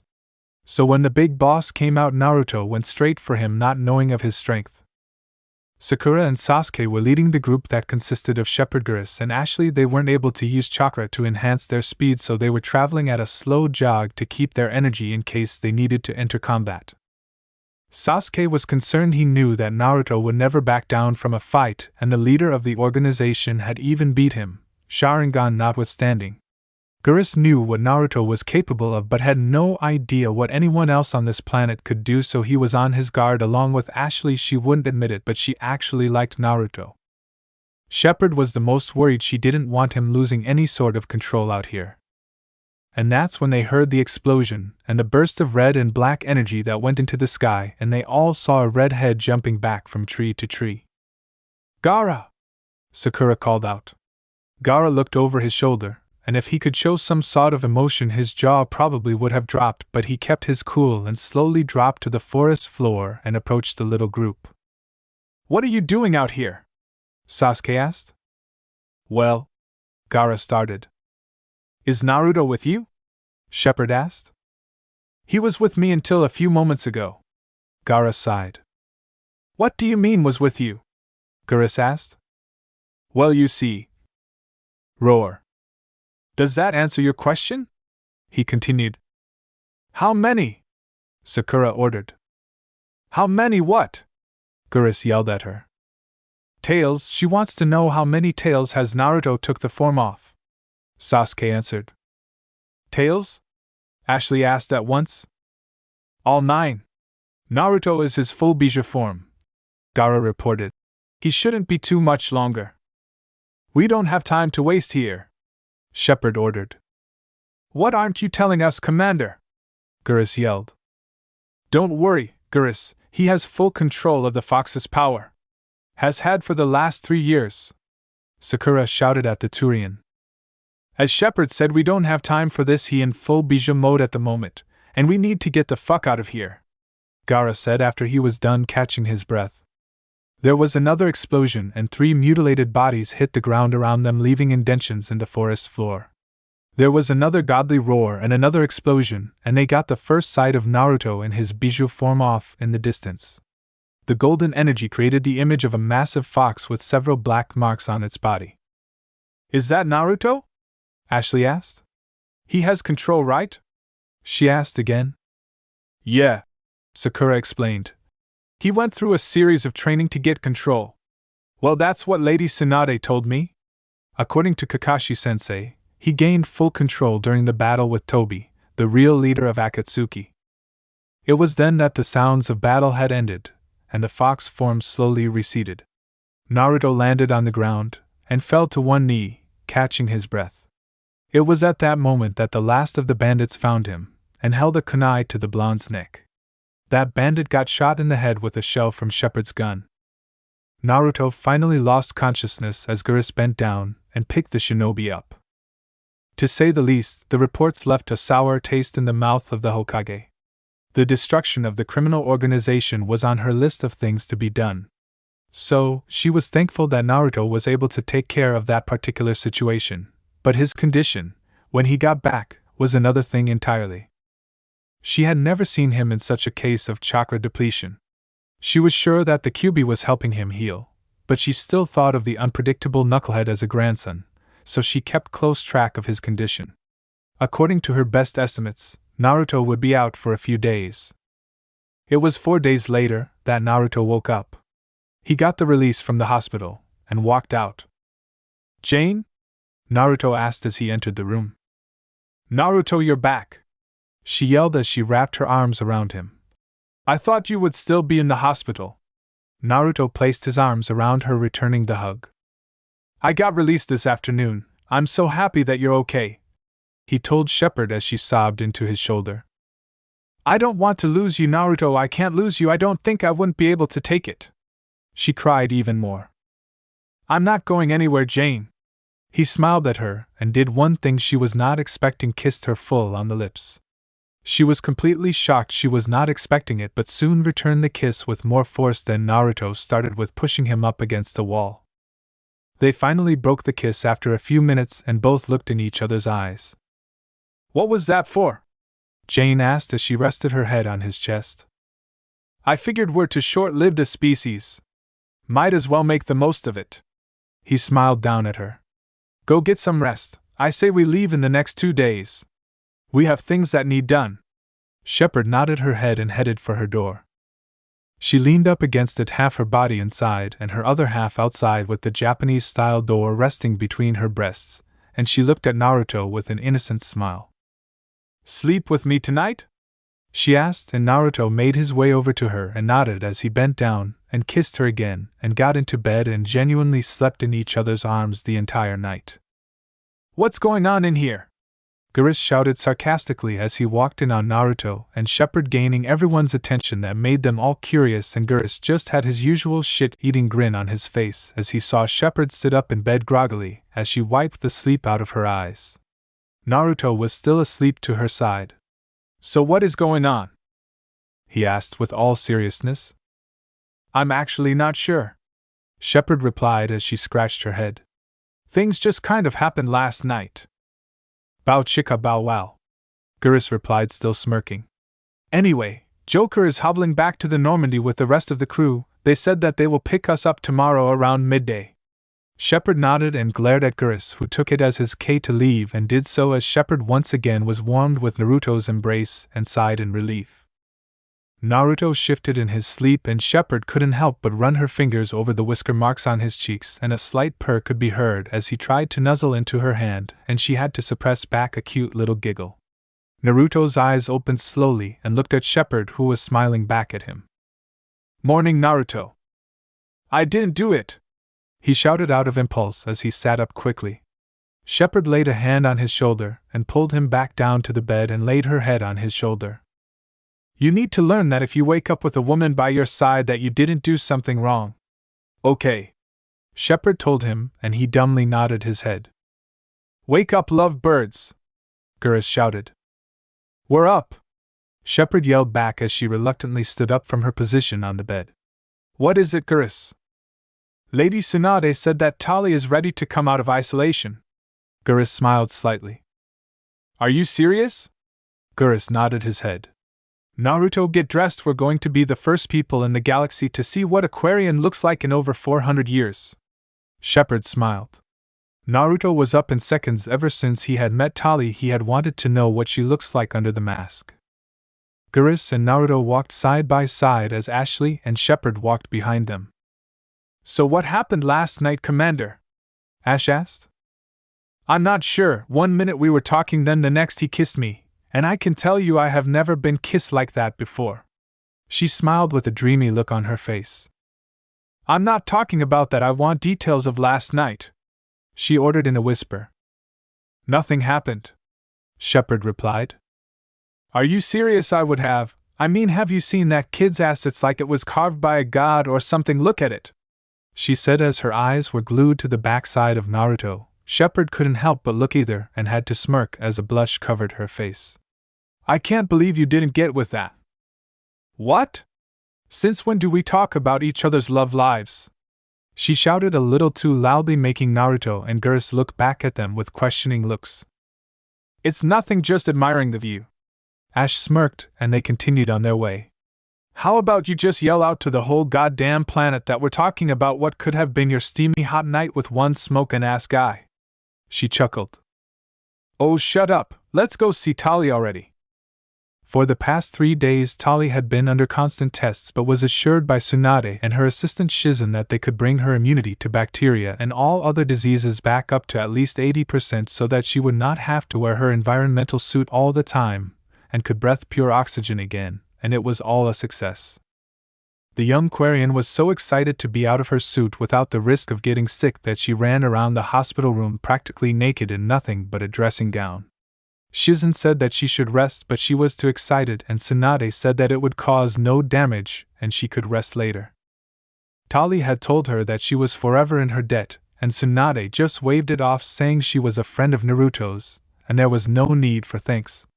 Tali collapsed on the bed when she was finally out of breath, her long dark purple hair covering her face as she was laying face down giggling. This is what Shepard and the others walked in to find. "Tali, are you okay?" Shepard asked, and Tali instantly looked up and everyone gasped. She was completely beautiful. Her skin was a light shade of purple. Her eyes were completely white with an eerie glow to them. Her long dark purple hair came down past her shoulders and she had the most beautiful smile you could ever lay your eyes on. "Shepard, look at me, I don't need my mask or my suit," Tali said, jumping for joy. "Tali, you're beautiful," Shepard replied, and Tali blushed a light shade of red. "Why, you mean it?" And Shepard nodded her head along with everyone else in the room. Both Naruto and Geras had to pick up their jaws off the floor when they both first saw her, and are still trying to keep them in place. "How can you hide such a beautiful face from the galaxy is beyond me." Naruto smirked, making her blush even more. "Thank you, Naruto." "Are you ready to move out, Tali? We leave tomorrow," Shepard asked. "I would like to stay in the hospital one more night to say thank you to everyone who helped me." She smiled and Shepard nodded. "We will come get you tomorrow then." Tali nodded and continued jumping around for joy and enjoying the touch of everything new on her face that she had never felt before.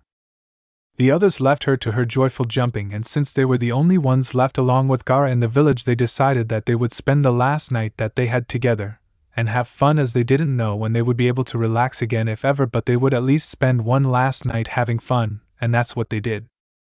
Shepard, for once in a long time, didn't have Reapers or mission objectives on her mind. Geras didn't have the memories of the betrayal he had survived through. Ash didn't have the usual mission or military priorities to deal with.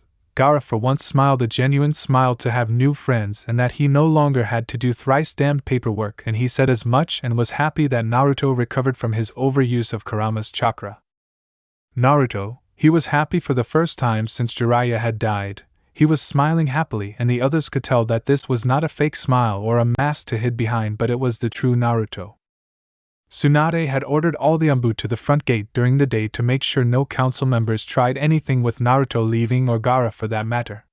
She was sad to send him off again, and this time she knew that there was a chance that he would never come back.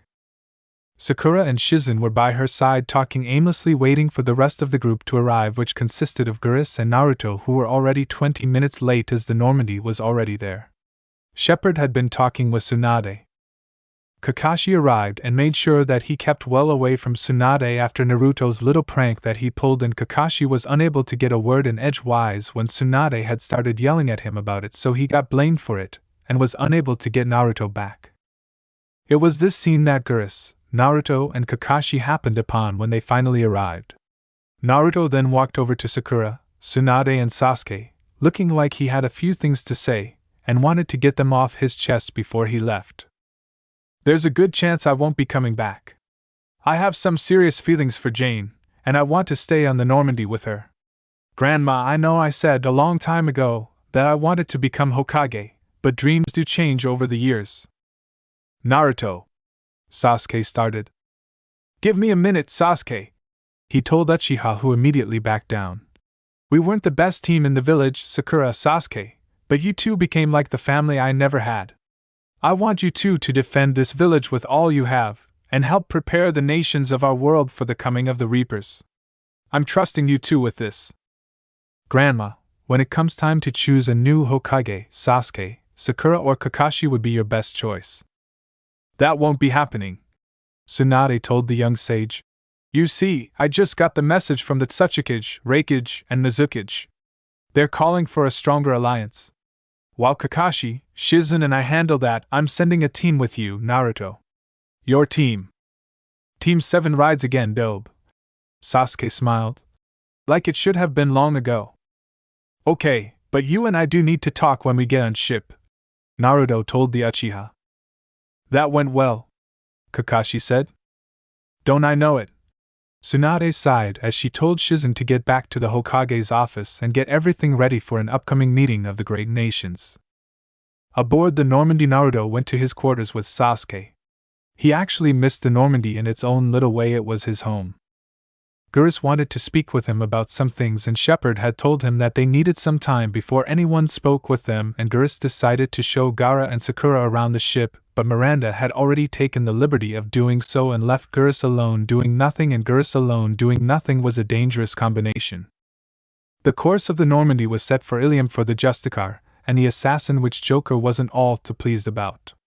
In the shinobi's quarters, Naruto and Sasuke looked out the window at the stars when the Uchiha finally spoke up. What's on your mind? Sasuke asked. You and Sakura, Naruto replied. Is anything going on between you two? It has been for a year, the Uchiha told his friend. After I came back, it took me some time to get back in shape from that beating you gave me. She helped me, and we took that time to talk a lot. I realized that I have feelings for her, and we started dating. Good. Now, what I said back at Konoha's gates is true. I do have feelings for Shepard. Strong ones.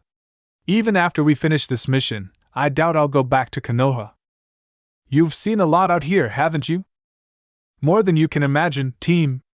Anyway, Kelly will bring you, Sakura and Gaara, some data pads to get you up to speed on galactic civilization.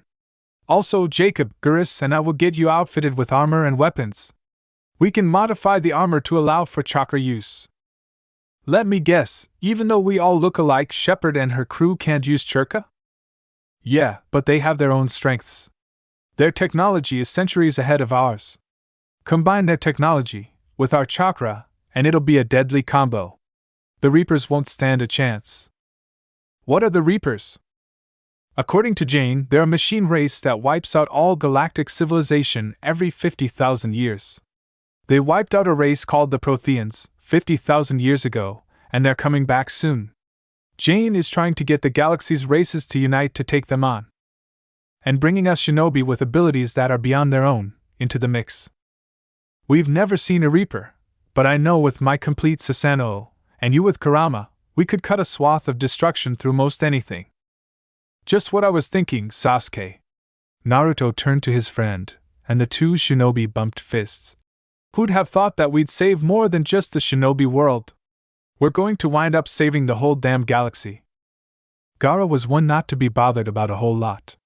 Hell, he didn't really care about anything that ever happened to him in his entire life. He accepted death 4 years ago and was unfazed that he was brought back. What really made him leave was an entire matter altogether, and it just wasn't for the massive loads of paperwork. Flashback. Gaara was sitting at his desk and his Kazekage had not the robe, just the hat. He thought that it looked funky and that's why he wore it, but never admitted it to anyone. It was his own little treasure in his own way. So he was sitting at his desk looking through files of paperwork, wondering if his assistant had brought the new folder for the new district that the council had authorized, and it had yet to be found.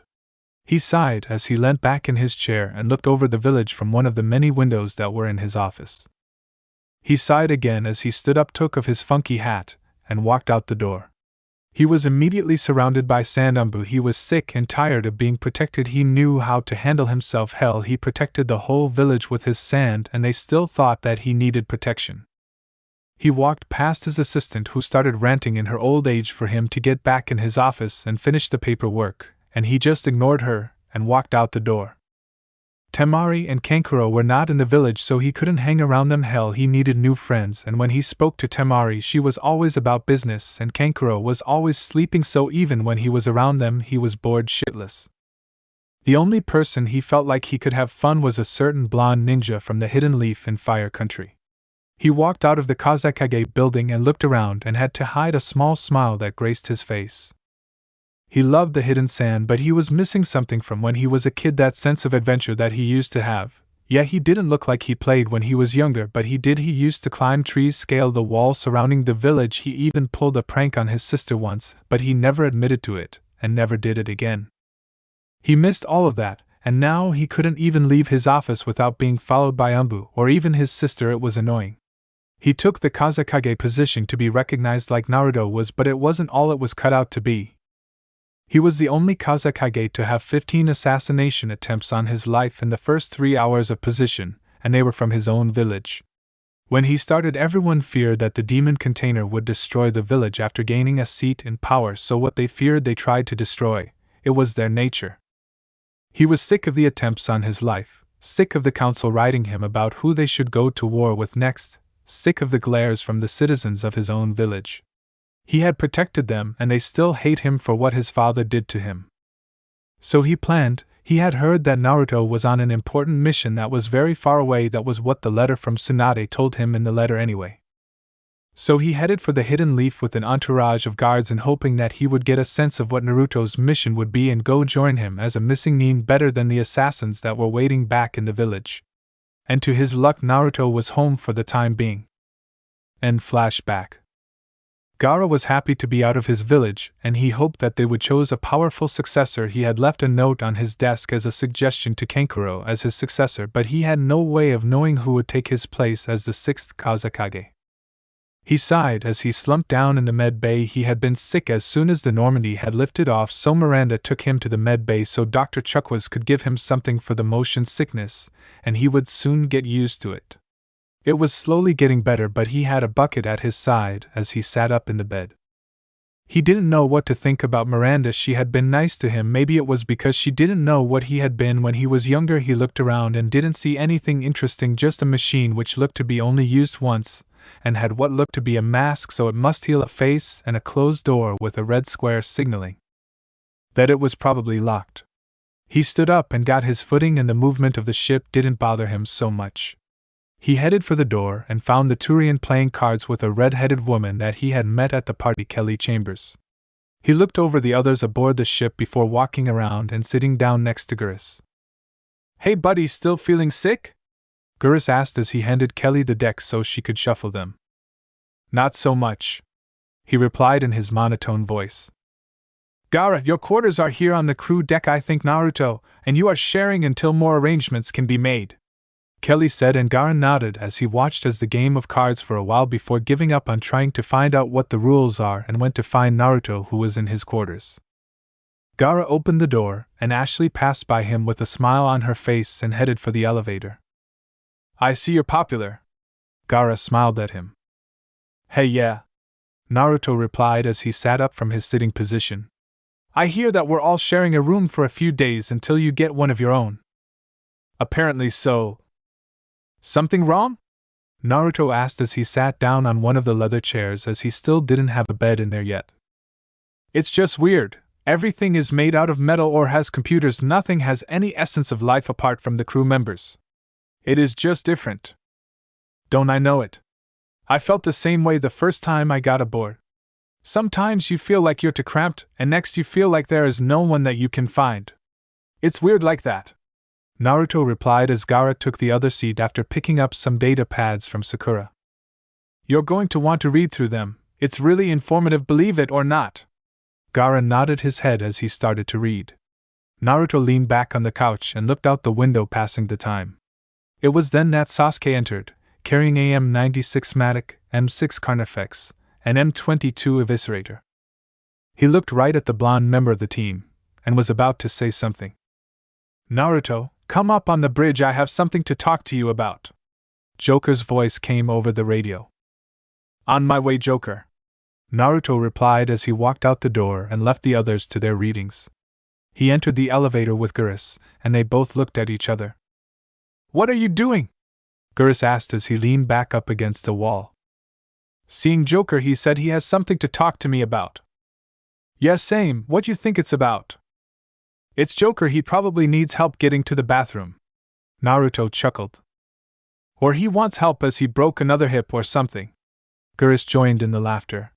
It was a weird moment. Geras had wanted to talk to Naruto about what had happened when he first saw the transformation of the Kyuubi, but he had no idea how to approach the subject right now, so he just left it for the time being. The elevator doors opened and they both stepped out and headed up to the bridge to speak with Joker.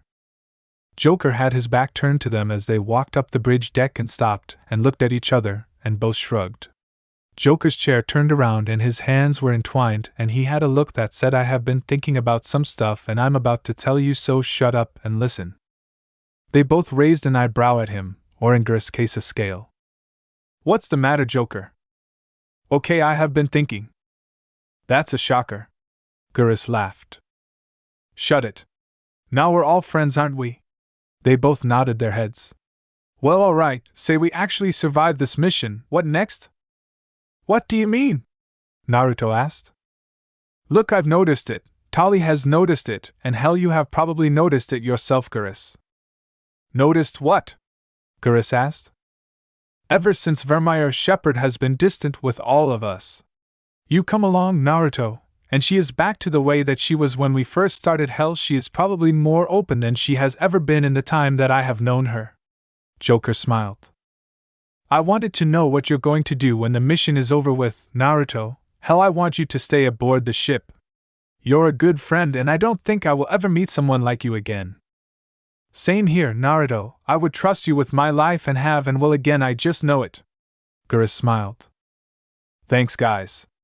I don't want to go back, hell, I want to stay on the ship. I have something special with Shepherd, I don't want it to end. Naruto told them as Joker brought out a few scotch glasses and some blue mixed drink, and once again both raised their eyebrows. What, we're stuck here for a few days, might as well make the use of it, no? That reminds me. He trailed off as he turned around in his seat and pressed a button. Commander, there has been a slight delay, we won't reach Ilium for another 2 days. What's the matter, Joker? Shepherd's voice came back. Engine troubles or something, Tali is looking over it right now. Thanks for the update, Joker. Shepherd replied. Well, that's taken care of, Joker said as he turned back around, noticing that the other two had already opened a bottle of alcohol and poured themselves a drink each. Hey, where is mine? Joker growled. Here, I only opened this one. Geras brought his own. You brought your own? Joker asked with a raised eyebrow. I have my own tastes, Geras replied as he raised his glass back to his lips. Well, how about a toast? Naruto asked. To what? Geras asked. To new friends, relationships, and the end of the galaxy as we know it. Joker smirked. I'll toast to that, Geras and Naruto said in unison, making Joker smirk as they clinked glasses. It went into the early hours of the morning of the 3 drunken singers up on the bridge. Most of the crew were able to get to sleep, but there were 1 or 2 on the deck below that cursed alcohol for life. So it was the second day of being stranded in the middle of nowhere, and Tali was almost finished with the fixing of the engine after Shepherd had convinced her to let Ken and Gabriella help with what she needed to do. She was surprised that when she woke up that morning, Naruto was in his boxers, and that's laying in the middle of where the galaxy maps pops up, snoring away. Geras was inside the elevator, curled up in a corner with his thumb in his mouth, and Joker was asleep in his chair. Note to self, don't ever let them drink again, she said as she walked past Kelly, who giggled at her. She headed for the elevator and headed down to the engineering deck. She went to see Tali, who had been working on the engines for the most of the night, and almost had it fixed. "What's the problem, Tali?" Shepard asked the now maskless Quarian. She had to smile at her angelic face, as she was now always smiling at everything. It must have been hard for the years beforehand. Shepard, you know those couplings that you picked up on Omega? The ship just has to readjust to them. Something on Naruto's planet made them go haywire, but it is almost fixed, and we will be on our way shortly," Tali said with a smile. "Great work, Tali. What's your opinion on the mission so far?" Shepard asked as she sat down on the desk where Tali was working. "Things are great, Shepard, except for the few Cerberus officers that have made no attempt to get to know me for who I am and the way I look." She growled. Ever since she had been out of her helmet, she had so many advances on her, and she had declined all of them, but they still all persisted, and the one that she had wanted to make an advance hadn't yet. She was hoping the blonde would soon. She had to hide her blush as she started going off in her fantasy world of her and Naruto. Shepard noticed that the blush just made her more beautiful. "Something on your mind, Tali?" Shepard asked with a smirk. "And no, not at all. Sorry, Shepard, I should really get back to work. Yes, I have lots of work to finish." She finished too quickly, which just made Shepard grin more as she left the Quarian blushing and let her get back to work. Naruto woke up when he noticed that there was someone standing over him. He rolled onto his back and looked up only to find the shit-eating grin of Shepard as she looked down on him.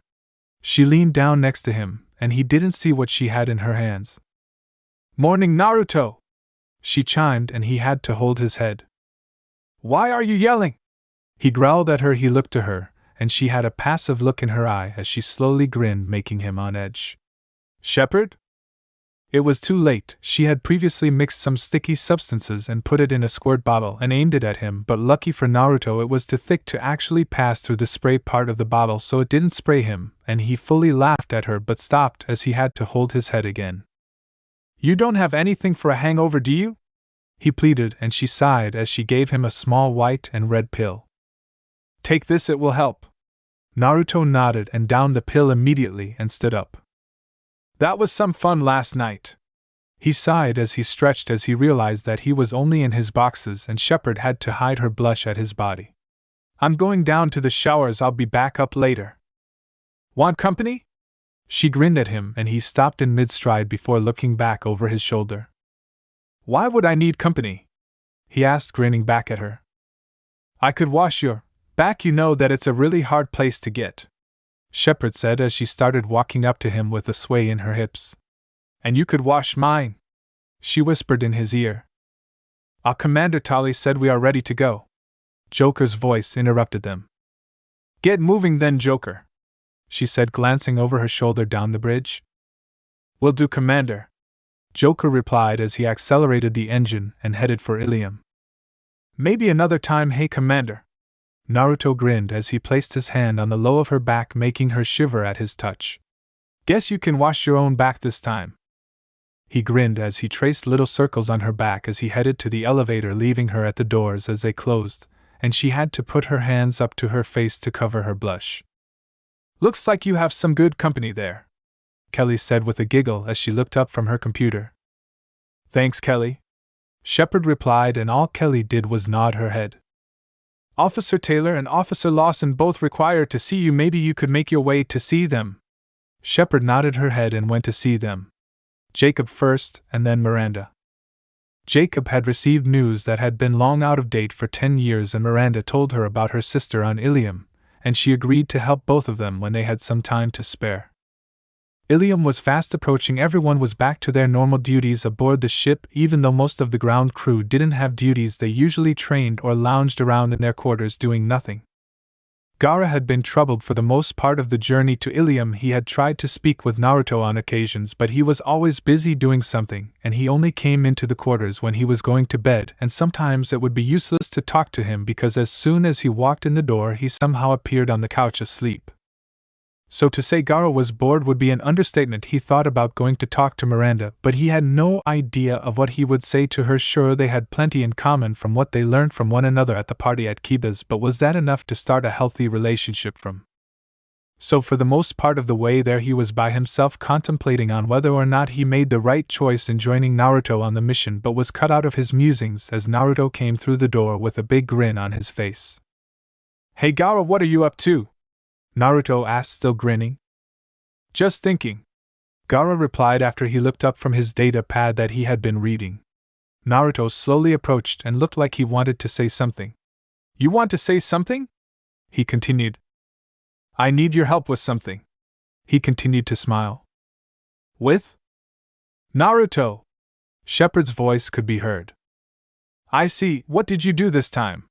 Gaara said with a smile. "I just need you to hang on to this bag, okay?" "Okay, sweet," he said, pushing the bag that he pulled from nowhere into Gaara's hands before he could even register what was going on.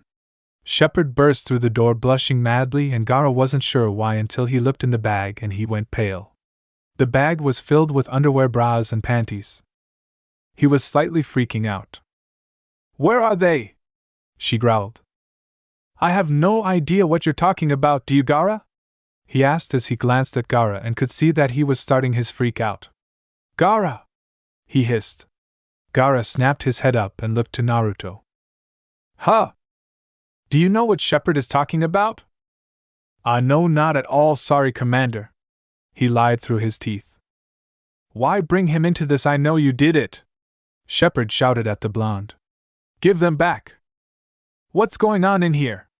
Ash shouted as she walked in the room, followed by a grinning Geras who smirked at Naruto, and Naruto smirked back at him. "See, you two are planning something now, Naruto, give them back," Shepard continued to shout as she saw the two smirking at one another. "I think I should be running now," Gaara said as he dropped the bag and slipped past the entourage that had now made their way into the room. Shepard hadn't even noticed that some of the contents of the bag had fallen out, but Geras was trying to hold in the laughter that was threatening to burst out at any moment. "What did he take, Shepard?" Ash asked, and Shepard whispered something in her ear, and she had to giggle slightly but stopped when she saw the gaze that Shepard gave her, and she looked somewhere else, and it just so happened that it had landed on the bag that Gaara had dropped when he had left the room. "Ah, Shepard, look over there." Ash pointed to the bag and Naruto went pale white. He was screwed. Shepard headed for the bag, but something in Naruto jumped at her and tackled her to the ground. By now Geras was pissing himself laughing as he left the room, as he had no intention of getting into the current mess that was on. Ash followed Geras just to make sure that he wasn't going to try anything like what Naruto had pulled. By now Shepard had gotten Naruto under her. Her hands had pushed his shoulders down and keeping him down. She was on all fours over him, his knee resting in an upward position between her legs, which was rubbing up against her nether region, which had no panties on, which she was currently grinding herself on, which to her felt great. "Naruto," she moaned out.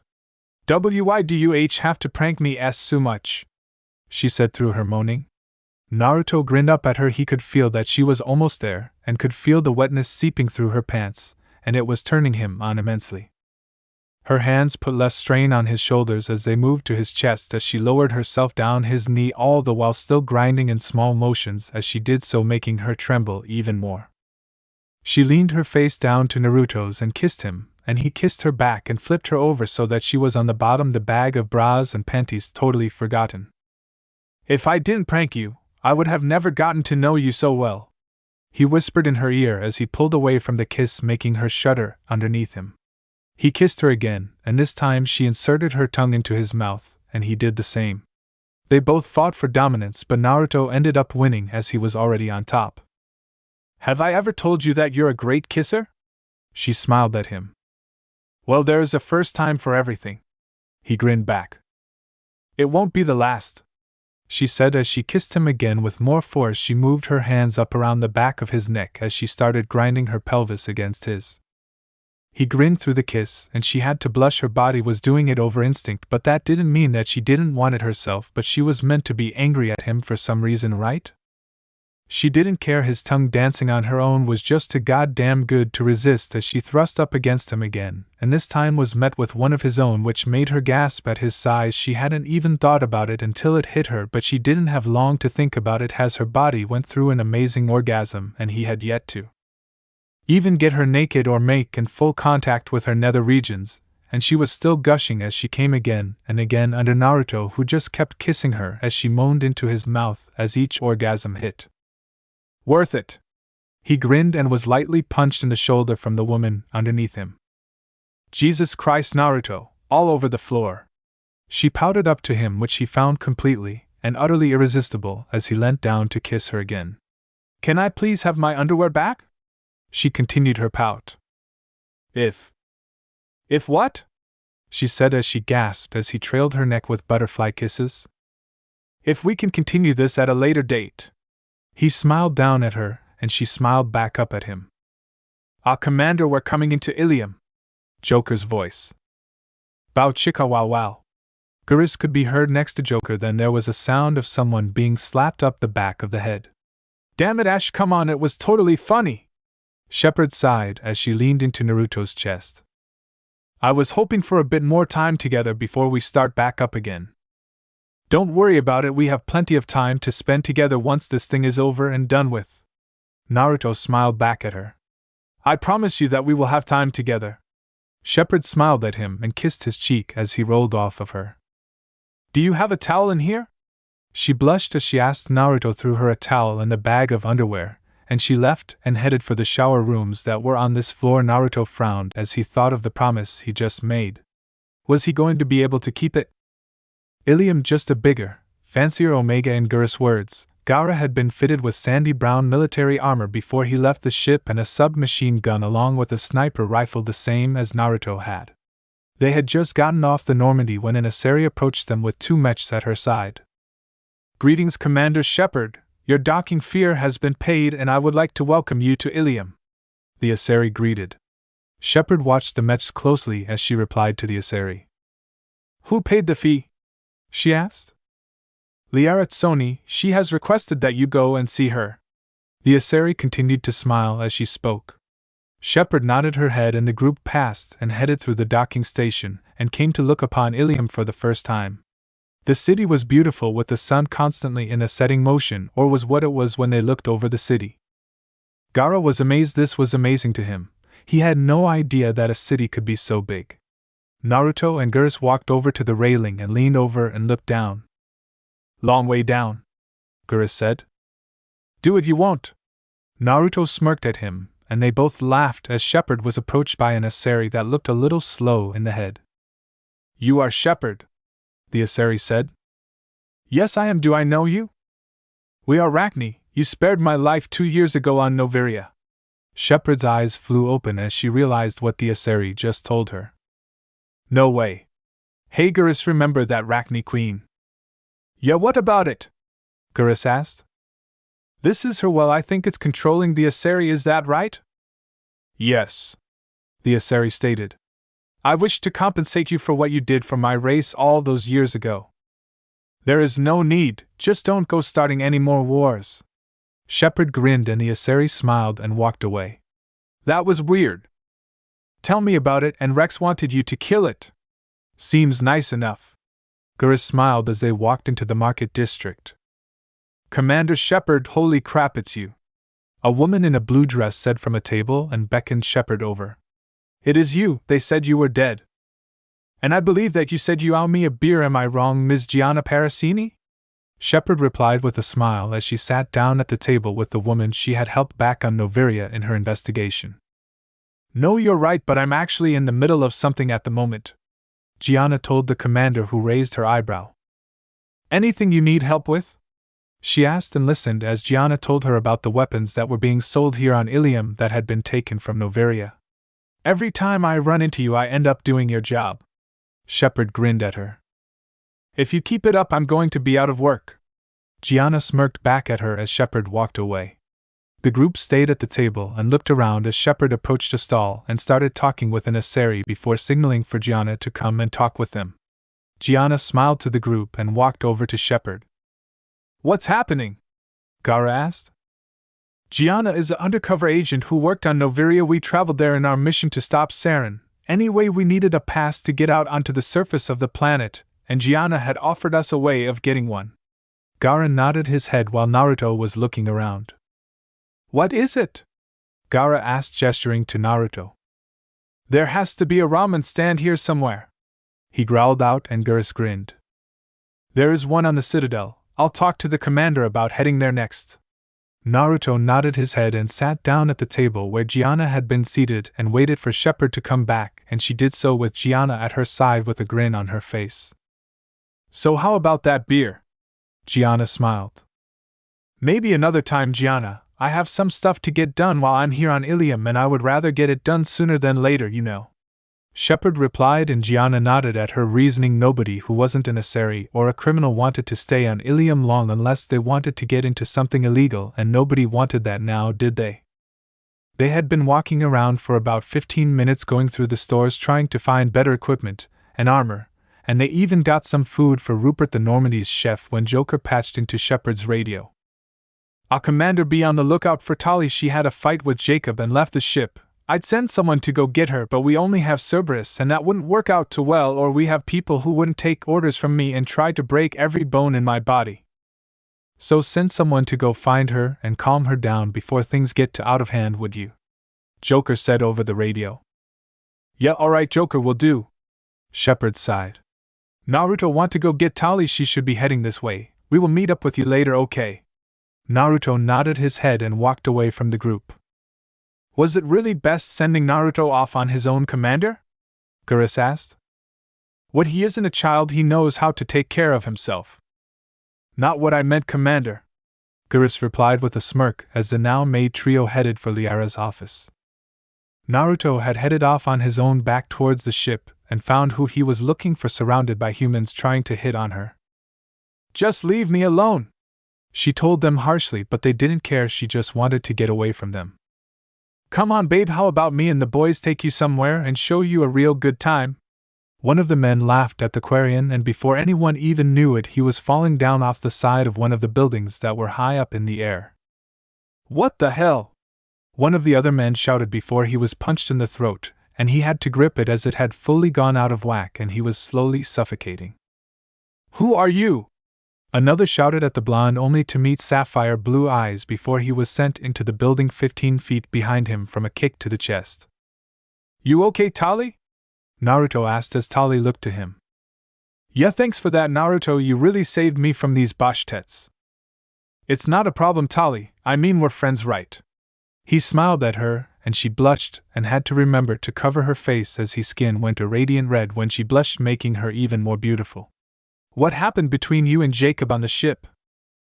Oh, that it was just a little tiff. She smiled at him while waving her hands in front of her. Well, since we have some time to kill, let's go exploring, shall we? He said as he gestured for her to take his hand, and she blushed madly as she did so. Keela! They walked through the shop of Ilium into a bar entrance, and headed through, and they were approached by an Asari. Hey, you two, if you go in there, watch yourself. There is a guy armed to the teeth shouting and ordering people around. The officials are on their way. Thanks for the warning. Tali thanked her as they walked into the bar and noticed who she had been talking about. Hey, wait, I know that man. You do? Yeah, he always used to talk to Shepard when she was on the Citadel, and he made the mistake of approaching her after Vermeer. He approached her about being a specter, and she snapped at him, pulled a gun, aimed it at his head, and said that this was what she faced every day. And he broke down in tears, and it looks like he is wearing a replica of her armor that she used to wear, just a male version of it. So do you want to do something about it? Tali nodded her head. Better we do something then, Shepard. Hell, he probably will get shot this time around. Who said he won't get shot? Naruto grinned. They walked up to the bar where the guy was yelling about how he should be getting free drinks when Naruto tapped him on the shoulder, and he turned around and took a step back. Who are you? He ordered. Conrad Werner, Tali stated. Why do you have a replica of Shepard's armor? What? You know Shepard, I heard she died, Conrad said as he looked at the Quarian, and his jaw dropped. I suggest you take your eyes off her before they get shut. Permanently, Naruto growled. Conrad, back up. Why are you causing trouble for this establishment? Naruto growled again. I'm not making trouble, they are.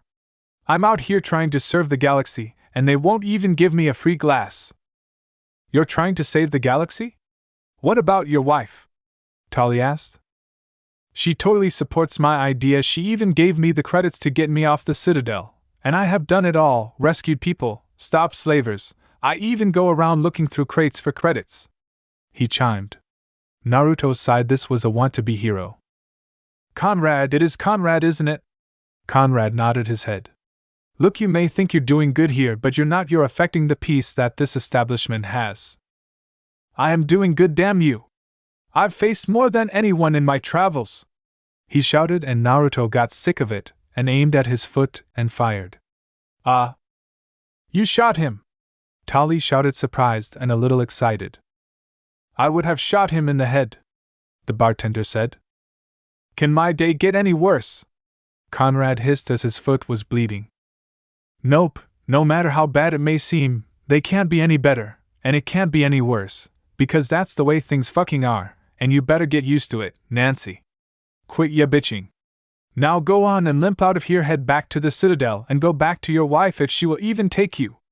Naruto growled at him, and he slowly limped away. That was unexpected. Tali smiled at him. Thanks again, Naruto. Ever since the mask has come off, everyone has just been giving me looks, and I'm getting sick of it. She sighed. It's because you're beautiful, Tali. Naruto complimented, making her go bright red. I mean it. He smiled at her, and if it wasn't for some commotion between an Asari and another Quarian, she probably would have fainted. Oh no. Tali started as she looked over to the two arguing. Damn it. What's wrong? That Quarian is a slave. And the Asari is trying to sell her. My people have always been treated with disrespect as we created the Geth, but that was centuries ago, she said as a tear fell down her cheeks from her eyes. I'll settle it, Tali, don't worry, okay? Tali looked up to him, and those eyes warmed her. Then you, Naruto. She smiled as he walked over to the two as she sat at the bar. Nice boyfriend you have there. Kila. He isn't my boyfriend, she hissed to the Asari behind her. Well, then you don't mind if I have a crack at him, do you? She smiled and Tali got angry, and the Asari just smiled back at her. I'm kidding, doll, lighten up. If you do, he will begin to notice you like him. She continued to smile at the young Quarian.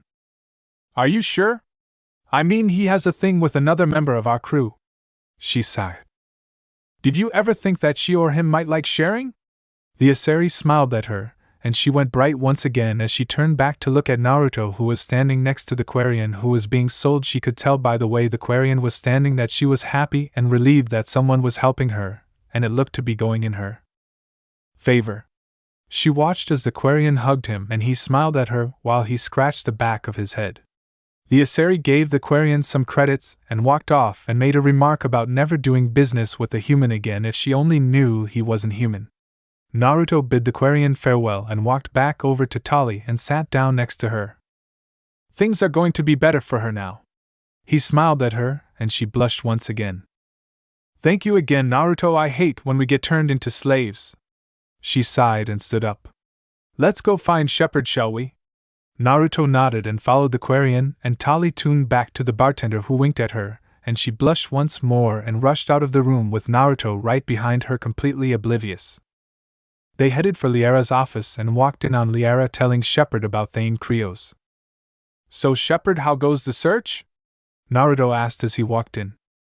We have our leads. Gaara, Tali, you're with me. When we get to the transport hub, we're going after the Justicar. Guris, Naruto, you and Sasuke, going after the assassin. He is in the 2 towers located here, Shepherd said, pointing to a map that was spread out in front of her at the moment, and they both nodded their heads. Yes, we get the assassin, Guris cheered. Why are you happy about that? Tali asked.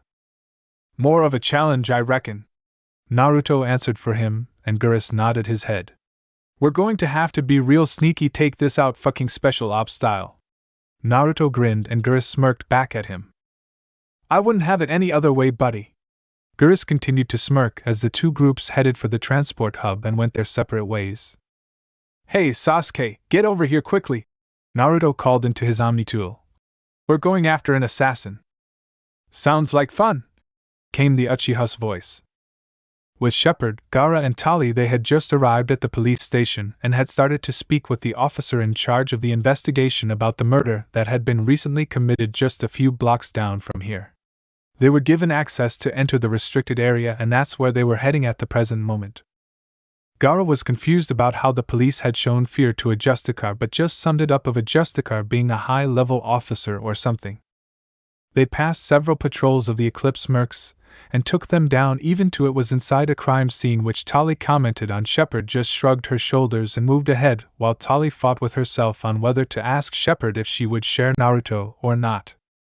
The doors to a cargo room opened and an Asari Eclipse was thrown past them. Gaara was the only one to not show surprise, as he didn't even think twice about it before raising his gun up to where two more Asari were.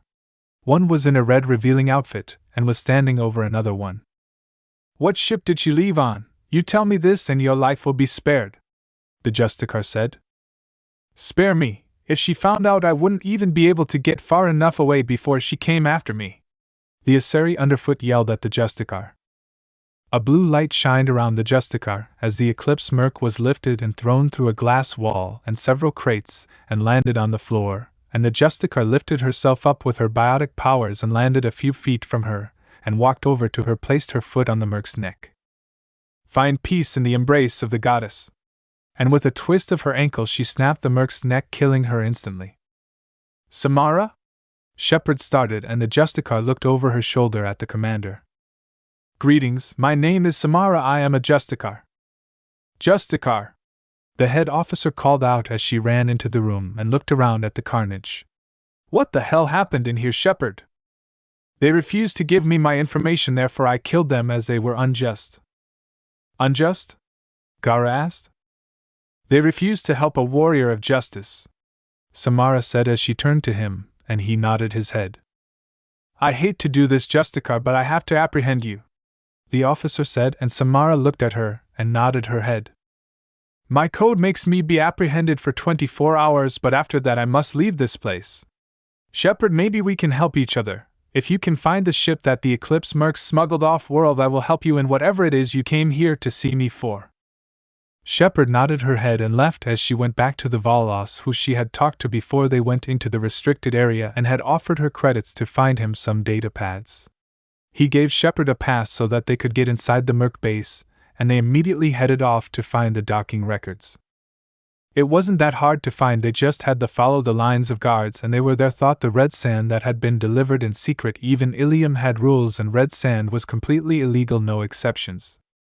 In the record room was the leader of the Eclipse mercs, and she was a powerful biotic, as she proved with the self-proclaimed god of biotics, the Valos, who they had met outside and had charged in, and probably used his most powerful biotic attack only for the leader of the Eclipse to just swat it away like it was nothing. So the attack started and red sand was spilt everywhere, making it difficult to see where they were shooting, but they managed to pull through somehow and get the data back to the Justicar, who was happy that she didn't have to kill the police officer in the meantime of trying to escape the station. This was when things got complicated. "Alright, let's head back to the ship and wait for Naruto and Geras," Shepard said, and the others agreed, but before they headed off they could hear explosions off in the distance, and they all thought, what the hell did they do now? With Naruto, Sasuke and Geras 20 minutes earlier things were going well. They had made it inside the building with not a lot of difficulties, mostly mechs, and they healed a Solarian who had then given them information, and they fought their way up and were now at a bridge. They helped two groups of Solarians and kicked a dude out a window with a "This is Sparta" kick on the floor below. Now all three had their rifles out and were looking across the bridge through their own scopes. They could see several guards and some turrets high above the bridges and some snipers. They were lucky that none of the people below had noticed them yet. "So what's the plan?" Geras asked, and Naruto grinned at him. "Okay, so here it is. We go across the bridge and somehow manage to take them all out while avoiding the turrets, the guards, and not getting shot." He grinned and Geras almost face-faulted as he heard the great plan. He was just stating the obvious. "So what you're saying is that we wing it?" "That's how we usually did it back in Konoha." Naruto grinned as he jumped down and planted a kunai into a merc's head that was underneath him and kicked another one off the side of the bridge. "Time to rock the house," he called out to Geras, who started laughing and jumped down next to him, and they both ran forward. Both had their weapons sheathed as they ran into the barrage of enemies. There were too many at the front for the ones at the back to even consider firing at, so they were reality safe for the time being as they charged for head and started kicking and punching. Naruto charged up a Rasengan after he had summoned a clone, and then after it was done he called out another clone who started to help the first one, making his most praised move. Geras looked at Naruto, who was charging his attack, and saw the blades of wind surround the ball and spread out. "Geras, get down!" Naruto called out with a shit-eating grin on his face, and as Geras hit the deck, Naruto threw the Rasen Shuriken, and it cut all the mercs and guards that were on the deck, and they all fell to pieces, littering the bridge in blood and limbs. "Holy shit! That was awesome! Man, my blood is pumping, that was an awesome attack!" Geras started shouting before a bullet landed between their feet, and they hid between an archway, one on either side. "Snipers! I can see that!" Naruto grinned, but after hearing 3 rounds fired off, and the sniper's fire ceasing, he noticed Sasuke with the sniper rifle, and his Sharingan active. "Good one, team," he said as he created a couple of shadow clones. "Okay, now I just have to set these tags and we're good to go." He smiled. "What tags?" "Explosive tags." He grinned, and Geras grinned back at him when they ran to the other side of the bridge and entered the room where the assassin's mark was. She was surrounded by her guards, and both of them had no idea where the assassin was, so they just waited and listened to what the Asari had to say. It wasn't long before there were noised in the air ducks above, and a green-skinned man fell from the ducks and took the guards out one by one, as the Asari had no idea what was going on before she turned around and a gun was set at her stomach, and the single shot that was set killed her instantly, and the Drell laid her down on the desk that she was standing in front of. The Drell finished his prey and looked up at the two who were silently watching him. "I have been watching you since you entered the tower after me. I was wondering how far you would go to meet with me," he said, his voice dry. "We're here to recruit you," Geras said. "Yes, Shepard said that you had been contacted by the elusive man, so are you coming with us, cause this place is about to go up in flames?" And just as he finished, the bridge had started to blow. "I guess I have no choice now, do I?" Thane smiled as they all ran at the window behind the desk where the Asari was now laying dead, and shot at the window, making it smash as they ran through it, and slid down the wall, and were able to jump off onto a car that was passing by. "What the hell did you two do?" Shepard yelled at them. "Nothing." They both whined at her. "That explosion wasn't nothing." She continued to rant at them as she leaned back in her chair as she looked to Thane. "You had no part in this, I guess?" Thane shook his head. "I will retire to my quarters then," Thane said, and the commander nodded and he left. "Yeah, it's getting late, I guess we should go too," Naruto said as they both headed for the door, only for it to close and lock them in. "Not so fast, Geras, you can go, but Naruto, there is something I must discuss with you." Geras nodded and left the room, leaving a smirking Shepard and a scared Naruto in the briefing room. "Why are you trembling, Naruto?" she said with innocence in her voice. "Who, me? I'm not trembling, just a little chilly in her is all." He smiled. "Well, maybe we can follow up on what we were doing before we hit Ilium." She smiled at him as she walked forward and rested her breasts up against his chest. "I thought I gave you your underwear back." He smirked as he felt her fipples harden underneath her shirt, and she blushed. "Doesn't mean I have to wear them now, does it?" She smirked as she headed for the door. "Naruto, move your stuff up to my room, let Gaara, Sakura, and Sasuke have the observation deck." And she left after Naruto nodded his head and headed down to get his stuff. Chapter end. Now watch daily exclusive and censored lemon stories and mature content, along with NSFW images, featuring harem girls characters from the fics. Access all this and more on my Patreon. Click the link in the description to explore.